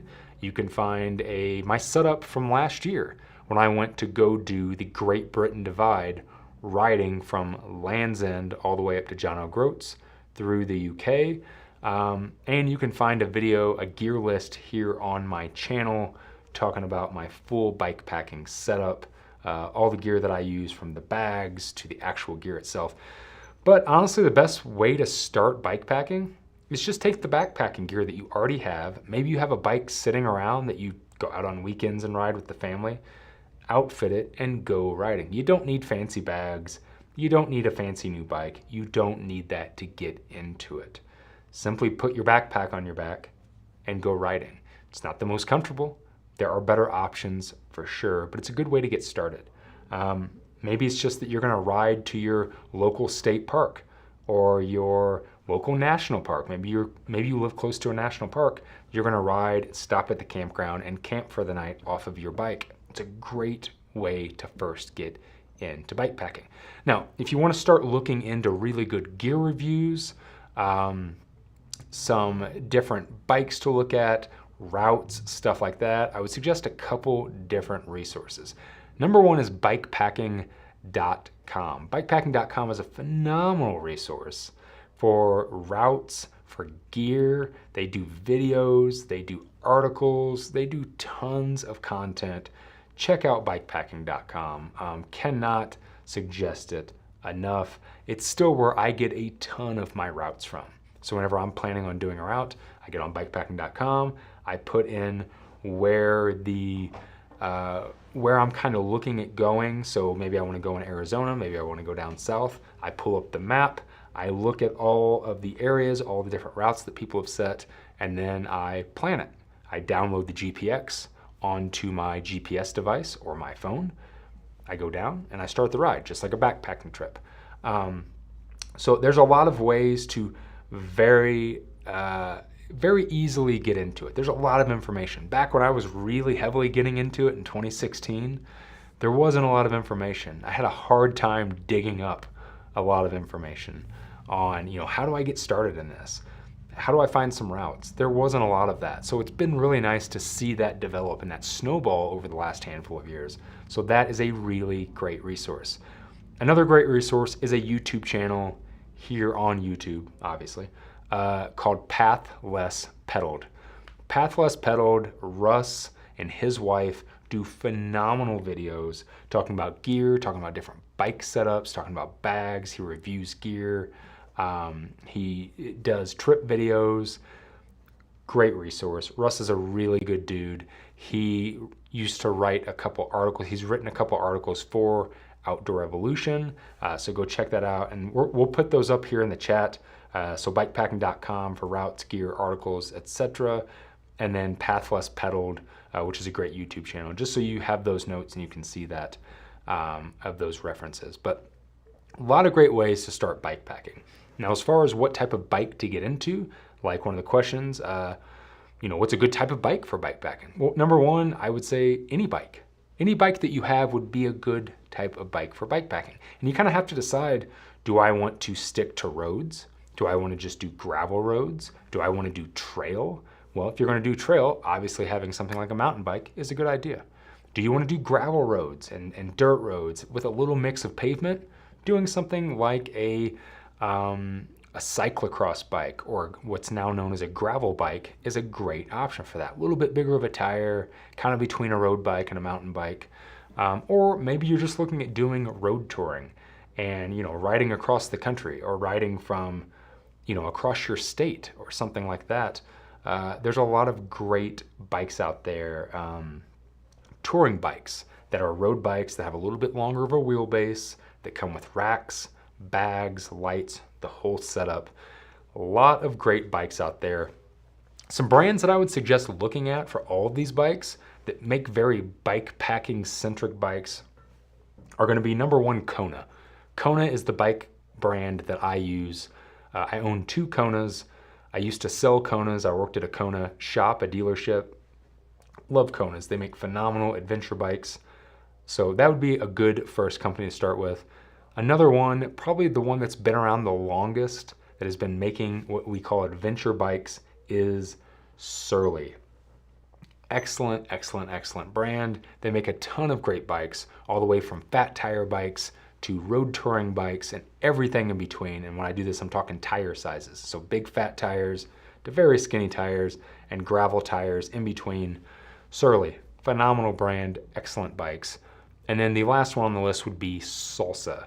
I think I actually saw a comment where somebody was basically, yep, there's a comment right there. Somebody said Surly, Kona, Salsa. Good choices for any of those variations of riding. I 100% agree. I kind of saw that at the corner of my eye. So yeah, those are really good bike brands to start with. But again, I think that if you want to get into more specifics of each one of those bikes, just do your research. Get on these companies' websites. If you're thinking about buying a bike, look at these different types of bikes. Look at what they're good for doing. And then go to some place like bikepacking.com, Path Less Pedaled. See if these resources have done a review on that bike and see what they suggest about it. See what that bike can do. If you guys go look at a bunch of my bike packing content, there are two main bikes that I rode on this channel over the last handful of years. One was a Surly ECR. Unfortunately, they stopped making the ECR, but it ran a big, huge 3-inch tire. I ran it with both a 3-inch tire on there and then a smaller 42. I think I was running 42s on there.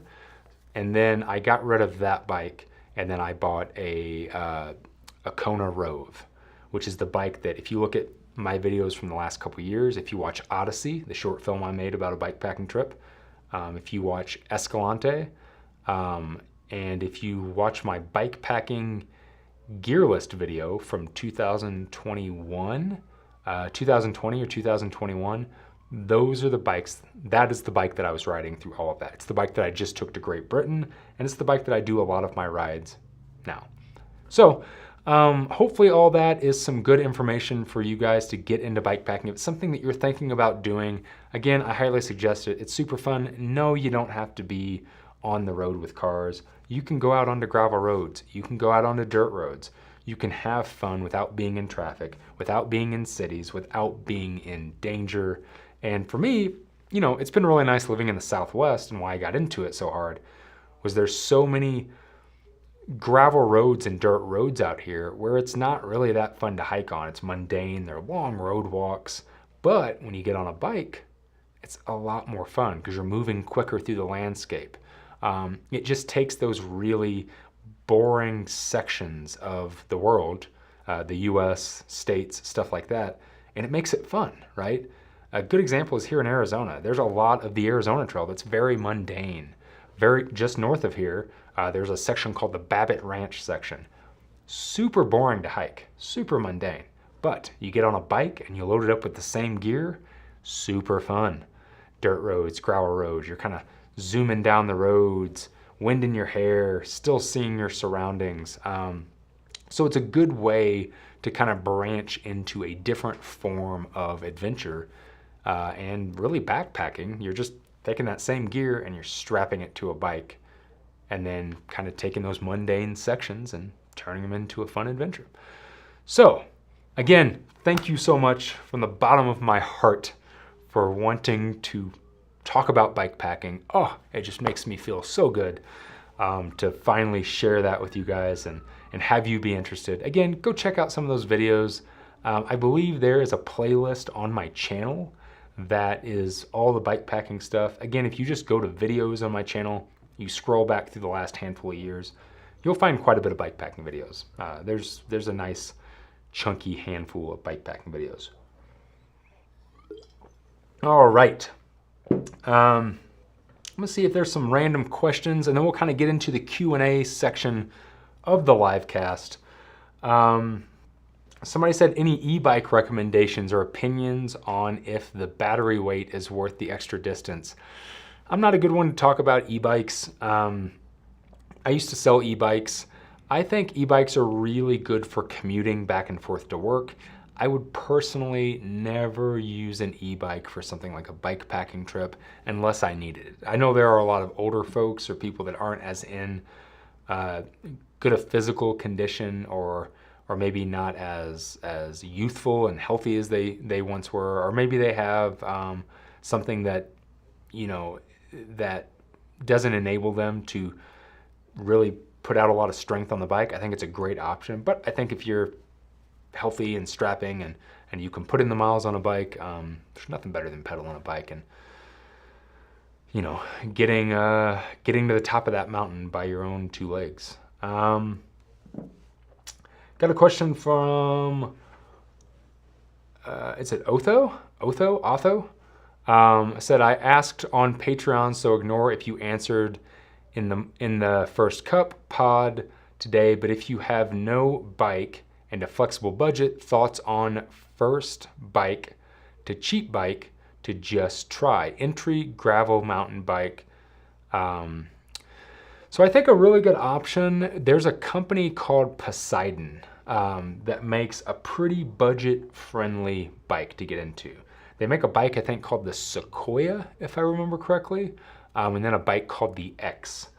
I think both of those bikes would be really good budget bikes to get into. Just like anything, when you're getting into a new hobby or a new sport or something, the upfront cost is always going to be high, right? If you're getting into backpacking, it can be expensive to buy all that gear to start off with, a pack and a tent and a cook system and a sleep system and all that stuff.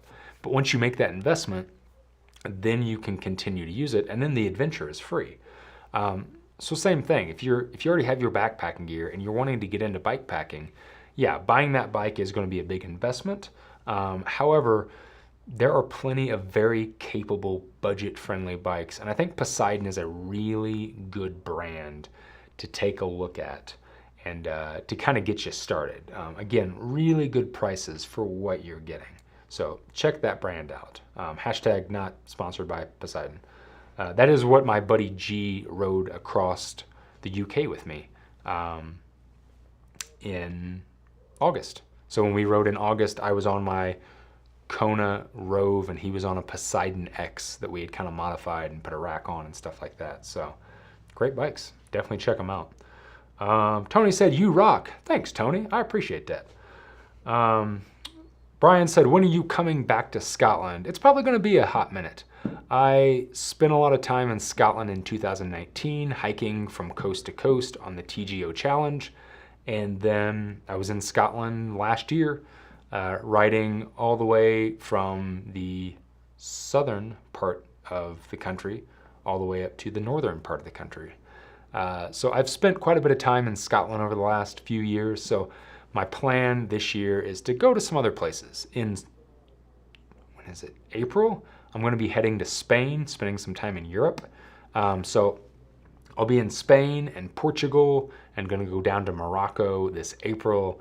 And then this July, I'm actually going to be headed over to do the Tour de Mont Blanc with a company called Vagabond Trails. For any of you that don't know who that is, I recently kind of started a little bit of a partnership with a guiding company called Vagabond Trails, where this last November, myself along with 10 people went to Ecuador. We did a big hike in the Andes in Ecuador. Then we went down to the Amazon, did some whitewater rafting, had an absolute blast. It was really fun to get to hang out with all these people and have an adventure in another country. For the people that are coming, it is all inclusive. So you pay one price, all the lodging, all the food, transportation, all of that is taken care of. There's a full itinerary. So if you're thinking about getting into traveling in another country, if you're wanting to have an adventure outside of, say, the US or wherever you live, but you're not really sure how to do it, how to put an itinerary together and navigate it, it's a really good option.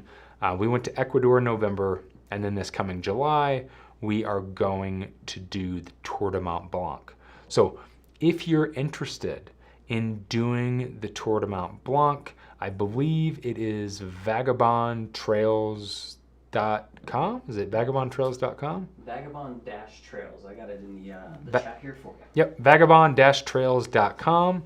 It's over there in the chat if you want to sign up to come hike with me in the Tour de Mont Blanc this July. If it's something you've always been wanting to do, yeah, It's going to be fun. 10 days in the high Andes, in Northern Europe. Come on, Swiss Alps, French Alps. It's going to be good stuff. There's a link over there if you want to check it out. Go sign up. I think there's 6 spots left. 6 spots currently left. I think it's up to 12 people, so 6 people have already signed up. 6 spots left. Come hike with me. But yeah, gonna kind of stay out of Great Britain for a year, and then go explore some Europe. So Southern Europe in the spring, Northern Europe in the summer. Pretty excited to go over there. But one of these days, I'll get back to Scotland. Someone said, any plans on coming to Ireland? Again, I would love to come to Ireland, but I need to take a little bit of a break from Great Britain. I've seen some Great Britain, folks, from west to east, from south to north. I have been all over Great Britain, but haven't been to Ireland yet. I would like to go, though. I would like to go. When am I climbing Everest? I love this question. This is one of my all-time favorite questions of having a YouTube channel. Probably never. So to climb Everest, for the average person, the average price of climbing Mount Everest cost between $30,000 and $60,000 just to summit the mountain. If you can find it for $30,000, you are getting a phenomenal deal. Phenomenal deal to climb Everest. It usually leans a little more towards the $60,000 range. Now, keep in mind that not only are you paying that much, you have about a 90% chance of something going wrong and dying on that mountain. A lot of people have died on that mountain. A lot. If you've never read the book Into Thin Air by Jon Krakauer, I highly suggest it. Fantastic. So, I see all kinds of funny comments. I did go to Everest Base Camp last year. So I went for a trip to Nepal and hiked to the base of Everest, which does not cost $30,000. Quite the opposite. And my plan is to go back this September with some friends to do a different route up through the Himalayas. I personally see the draw to doing something like Everest. However, when am I going to do it? It's probably not likely that I'm ever going to climb Everest unless you have $60,000 that I can borrow. Yeah, that's a good question. Exactly. Just put over there in the chat. If you guys want to super chat me if you guys want to raise $60,000 for me to climb Everest, I will do it this year. That's a challenge, folks. You raise the money for me to climb Everest, I would be more than happy to climb Everest. Yeah, someone said 60,000 for a death march. No, thank you. You know, I see the appeal, and it would be amazing to stand at the top of the world. But $60,000, nah, I'm good. I'm good. I'll just go enjoy the Himalayas and hike around the free mountains, as it were. So if you guys watched the beginning of this podcast, you'll know that I didn't make a lot of money off this channel in 7 years. So I'm sure as hell not paying $60,000. It's hard for me to get people to join my Patreon, let alone get people to donate enough money for me to climb Everest. It's hard to get people to, sign up for $1 a month. So I'm good. Somebody said it would have to be 90,000 because YouTube takes 1/3. Interesting. Yeah, there you go. $90,000 is what I need for Super Chat, and I will climb Everest this year. I will live cast. Or you can PayPal it. Yeah, or you can PayPal it, and we can save the money, folks. Jonathan, always coming up with good ideas. You can PayPal me today, $60,000, and I would be happy to climb Everest free. No, in all seriousness, it would be amazing, but I have no real interest in climbing Everest. I do have a lot of interest in going back to Nepal, though. So I keep getting asked this question, and I'll just knock it out real quick. Zenfully now on here, Zenfully keeps asking me any thoughts on the new parking permit system at the Smoky Mountains. I have no thoughts on the parking permit system at the Smoky Mountains. I'm sure that they implemented it for the right reasons. So I think that if it helps with overcrowding, if it helps with some of the crazy parking situations in that park, and it helps my good buddy Benny Braden and Responsible Stewardship and Save Our Smokies and all those great organizations that I've had the privilege of being a small part of, I think it's a good thing. I think it's a good thing. More permits in places like that, not because we should regulate them, but because sometimes they need help with the impact. The impact's getting a little crazy. So that's all I got to say about that. Let's see. It's funny, like I said just 60,000 in Super Chat, and I didn't even get like $1 at Super Chat.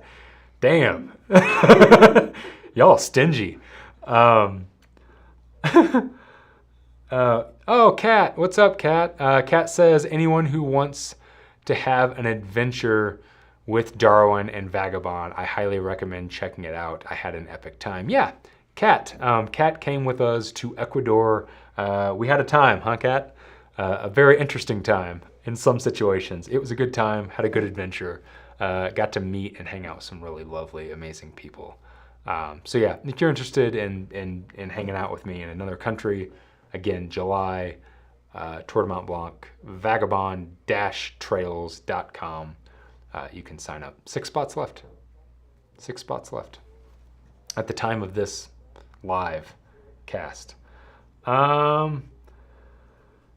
Someone said, any interest in having a newer backpack / future AT thru-hiker on the podcast? So speaking of that, that's a good question. Right now, up until the 6th, January the 6th, and maybe I can get Jonathan to put it up on the screen. theoutdoorrevolution.com has partnered with a bunch of great outdoor gear companies to launch what we're calling the #GiveAShit Adventure sponsorship, where we are going to sponsor 5 adventures in 2023, whether that's a thru hike, whether that is a bikepacking trip, whether you're living van life and visiting a ton of national parks. We got a bunch of amazing companies to donate gear to sponsor somebody or sponsor 5 people on their adventure. So if it's something that you're interested in, definitely check it out. Do we have the logo? Do we have the graphic that we can pop up? No? Dang. It's in the folder. Pop it up. It's good stuff. A lot of great companies came together. You got Z-Packs. You have Sawyer water filters. You have Hoka shoes. And before I go any further, no, I'm not being sponsored or paid or anything to say any of this. These are just a lot of great companies that stepped up to help us out and drive our mission of taking care of and cleaning up public lands. But a ton of great companies that have stepped up to help out and donate their gear to be able to sponsor and outfit hikers. But in answer to your question, you guys just saw the big G real quick. That was weird. I saw it. Probably freaked you guys out.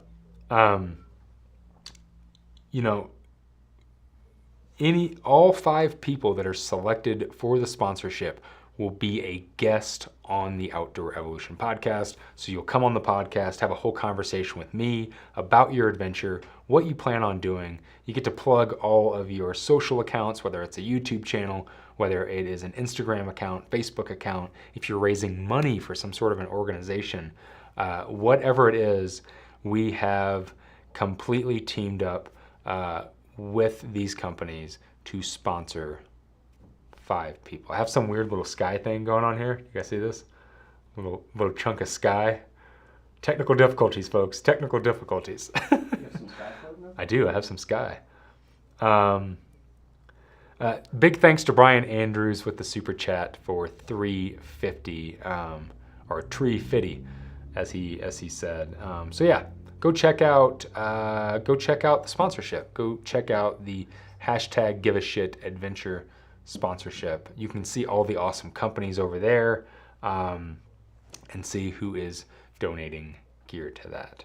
Again, we're not making any money off of it at all. There's no benefit for us aside from raising awareness for public lands. So go check it out if you're interested. Somebody said that I partly teleported. Nice. Oh, another super chat. Now people are starting to feel guilty. Somebody said, Everest, baby, one step closer. Guys, we are like $12 in to the $60,000. I feel like this has become a telethon. Send Darwin to climb Everest in 2023. Your donations will go to feeding me on the tallest mountain in the world. Here's to a future Sherpa up the Himalayas. Here we go. Now we're having fun. I should start raffling stuff. I should start like my AirPods. I can raffle this battery bank that I can't stand. Little controversy there for a piece of gear that I can't stand. Can't stand it. Maybe we'll do an episode about that, gear that I can't stand. Thank you so much, guys, for the super chat. I appreciate it. It helps us do these things. So let's see. What else do I have to talk about? Any other questions? Again, it's an open floor Q&A. If you have any questions, throw it over here in the chat box.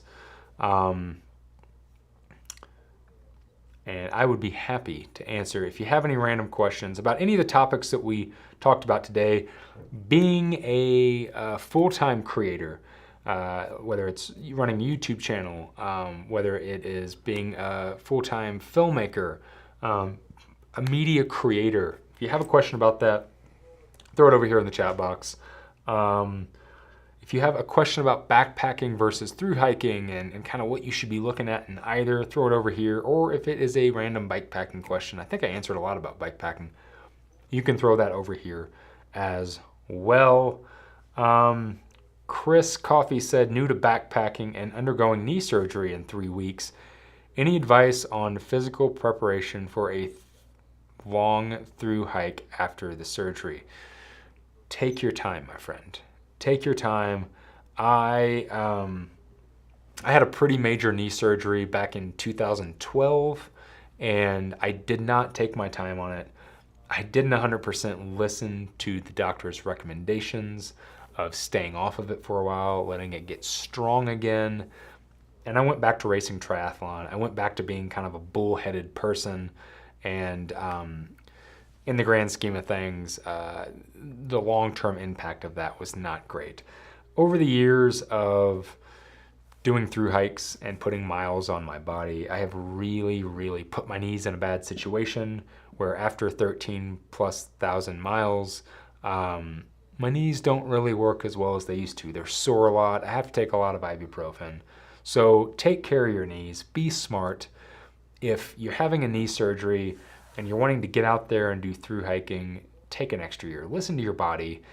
When you think it's time, if it feels like it's time, wait longer. Take time. It's something I wish I would have done. It's something I wish that I would have backed off on a little bit, so I wouldn't be as in rough shape as I am today and wouldn't have had some of the injuries that I've had during my through hiking career. So take care of yourself. Yeah, Kat said, gear I can't stand episode.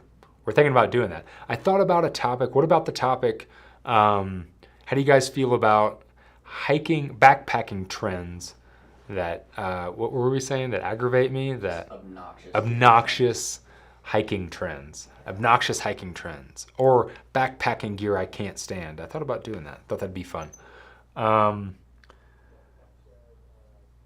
charge. Yeah, apparently a couple other people are having problems with that battery. Yeah, I'm not a big fan of it. Not a big fan of the old Nightcore 10,000. I had the old one. Used it in Great Britain and Nepal, and wanted to throw it up against a wall all the time. And then they came out with this new one, and they got me again. You got me again, Nightcore. You got me. I fell for it. I bought the new one with the fancy little regular lights that every other battery bank ever has had. I'm not happy with it. So that's my 2 cents on that, my hot take. Someone said, any update on the public land documentary? Yeah, it's not happening. I talked about that in last week's live, so definitely go check that out. I went into a little bit more in depth. We also did an episode of the Outdoor Evolution podcast called What Happened to Public. I believe that's what it was called. Go check that episode out. Tune into the Outdoor Evolution podcast. Listen to that episode. You'll hear all about the struggles that I had with getting that film made. Unfortunately, I invested a lot of money, a lot of time to making a documentary series about public lands. And unfortunately, I couldn't get companies in the outdoor industry to back it. I couldn't get people in the community to back it. I couldn't get trail associations and nonprofits that work for public lands to get behind it and partner with it. So unfortunately, it ended up not happening because making a film series is quite expensive. So yeah, go check out that episode of the podcast. Somebody said, where'd it go? Something about the XT4. How I was liking, said, hey Nick, how are you liking your XT4? Do you have any favorite lenses? Love my Fuji. Yes, I've very much been digging my Fuji XT4. It's a fantastic camera. To do a lot of client work, we use Canon here at the studio for my media company, but for my own personal media, I've switched from a Canon R to an R6 to now I use the Fuji XT4, and I absolutely love it. I love the XT4, I love the colors, I love the photos it takes. Right now, my favorite lens has been their 23, the 23 millimeter, which is like a 35 equivalent. That's kind of been my go-to lens. If you saw the little footage that I put together from my hike to Everest Base Camp, that came out of that camera. If you saw the Great Britain Divide clip that I put here on YouTube Shorts, that came from that camera. Really, really digging that camera quite a bit, and love that lens combination. Let's see. Joseph Brown said, afternoon, Darwin. Long time channel watcher. Great to see you here. Great to see you here as well, sir. Thanks for joining. Tell us more about that forearm ink. I've talked a lot about my tattoos and other Q&As. I believe there's even a Q&A on my channel that says tattoo stories on it or something, where you can find out a lot about my ink. But I'm not going to do it here. A lot of people have probably heard that information, so I won't get too into it. Someone said, what's been your turntable lately? Good question. I use a U-turn Orbit, custom U-turn Orbit turntable. For any of you that have no clue what the hell we're talking about, I'm a big vinyl record collector. Love vinyl records, love listening to music in analog. So if that's something you're interested in, if you want to hear me talk about music, some of my other passions that aren't hiking, aren't bikepacking, aren't backpacking, I said this a ton of times. I've gotten a lot of blowback from it for some reason. Become a member of my Patreon page. I do a podcast every Monday morning, a video podcast just like this, where I talk about music. I talk about records. I talk about some of the gear that we're working on at Evolved Supply Co., my gear company. We talk about a lot of stuff that's not the stuff that lives on this channel. So for everyone that thinks that I've been holding backpacking content, hiking content from you, and I've just been keeping it over on my Patreon channel, not true. The stuff that we talk about over on Patreon is totally different stuff. So if you're interested in music, my taste in music, audio equipment, stuff like that, go check me out over on Patreon, Darwin on the Trail on Patreon. But yeah. Someone said, ooh, Vinyl Heads Unite.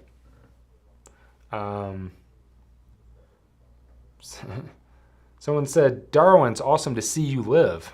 Yeah, I think so too. Or is it live? Is it live? Darwin, it's good to see you live. Good to see me live and live. Live while live. I read it as live. I just thought they were excited to know that I was alive. Nick Mountain says, I have a torn meniscus. Can I through hike the PCT eventually? It is a radical tear outside to inside of outside circle. Yeah, it sounds very similar to what I had. And I would say yes, over time. Definitely, like I said earlier, don't rush it. Let it heal, and be smart about it. Don't live with a long-term life injury like mine. I rushed mine. I had a real bad meniscus tear years ago in my knee, had reconstructive surgery on it, and I've been paying for it ever since. So I would highly suggest not doing what I did. Thank you, Maya, is it Mia? Maya? For the super chat. I appreciate that. I really appreciate that. Said no question, just many thanks. # give a shit. Thank you. Thank you very much. I really appreciate it. It's nice to know people care. Send me to Everest. Somebody said, love your camera work and videography style. Thank you. I'll take a couple more questions and then we're probably going to call it. We're right at the 2-hour mark. We have been doing this for quite some time. What do you guys think? Are you liking this live series? What do you want to hear more of? What type of topics do you want me to cover on this live podcast? Who do you want to see on the podcast? I've been thinking about bringing in some gear makers from companies of gear that I've used over the years. So somebody coming in from Z-Packs to talk about tents, tent design, how to set up tents, pack size, weight ratio, all of that type of stuff. I've been thinking about bringing somebody in from Enlightened Equipment. I've used a lot of Enlightened Equipment gear over the years, so I think it would be really, really good to bring in somebody from them and chat about how they design their gear and how they make their gear. I have thought about bringing in my business partner at Evolve Supply Co. for us to talk about some of the packs and some of the things that we're working on. If you do want to find out more about Evolve Supply Co., go check out last week's episode. I did a big deep dive on the company and on the gear. Yeah, I would like to do a lot more of these, so let me know what you think. Let me know what you want to hear. Let's see. What else do we have? I'm going to be around. Somebody asked if I'm going to be at Trail Days. Yes, I am. We are going to be at Trail Days. Outdoor Evolution is going to be at Trail Days. And then we're going to have a split booth. So it's going to be half Outdoor Evolution, half Evolved Supply Co. We'll have packs, we'll have bike bags, we'll have jackets, we'll have sun hoodies. We'll have a ton of stuff for people to check out, try on. So put that on your list. If you're in the Damascus, Virginia area at the end of May, come out, hang out at the Outdoor Evolution tent. I'm going to be premiering a documentary film at Trail Days as well. A lot going on, and I'll continue to share information on here as we do these weekly. So yeah, come on out to Trail Days, and we're going to try to make it to PCT Trail Days this year as well. Somebody said thoughts on Helionox. No real thoughts, haven't used them, have no real comments about them. Somebody said, does the nervousness before a through hike get any less over time? Not really.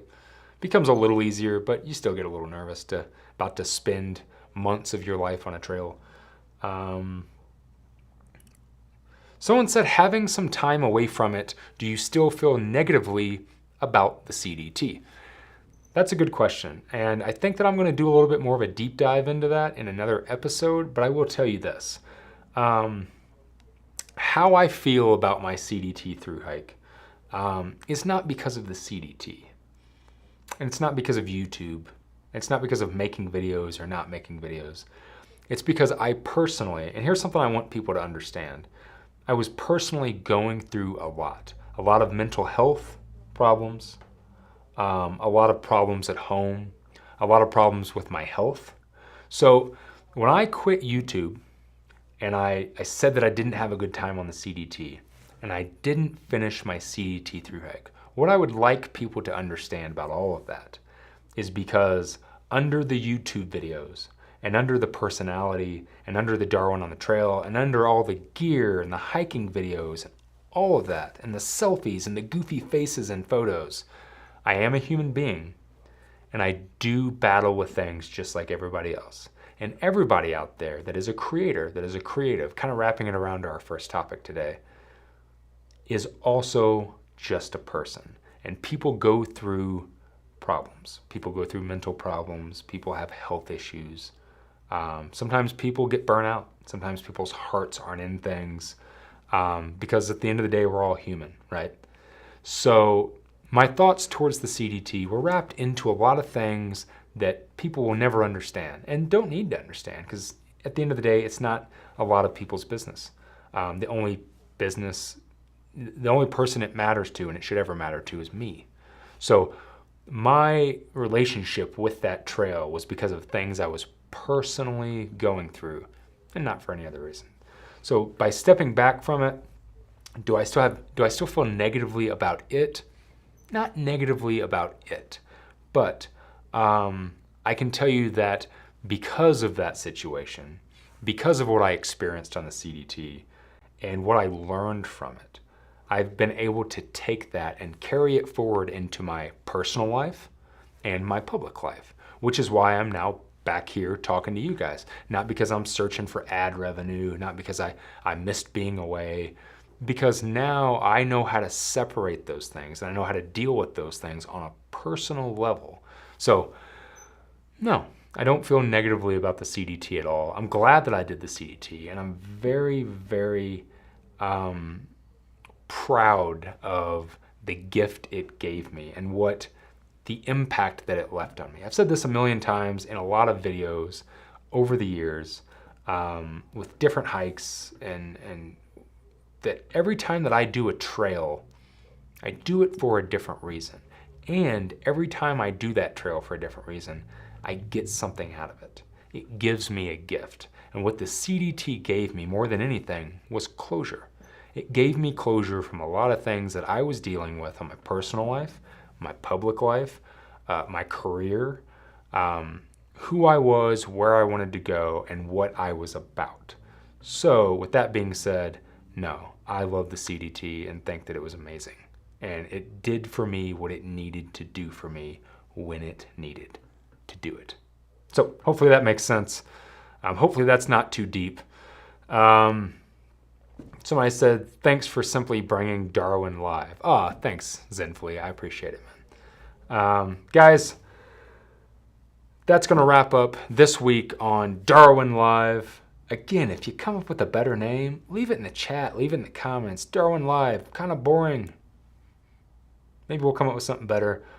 Until maybe next week, maybe not next week, but maybe the week after. Sometimes I'm going to do these weekly. There'll be a couple times where it goes bi-weekly, but we're going to keep rolling with these, keep doing these.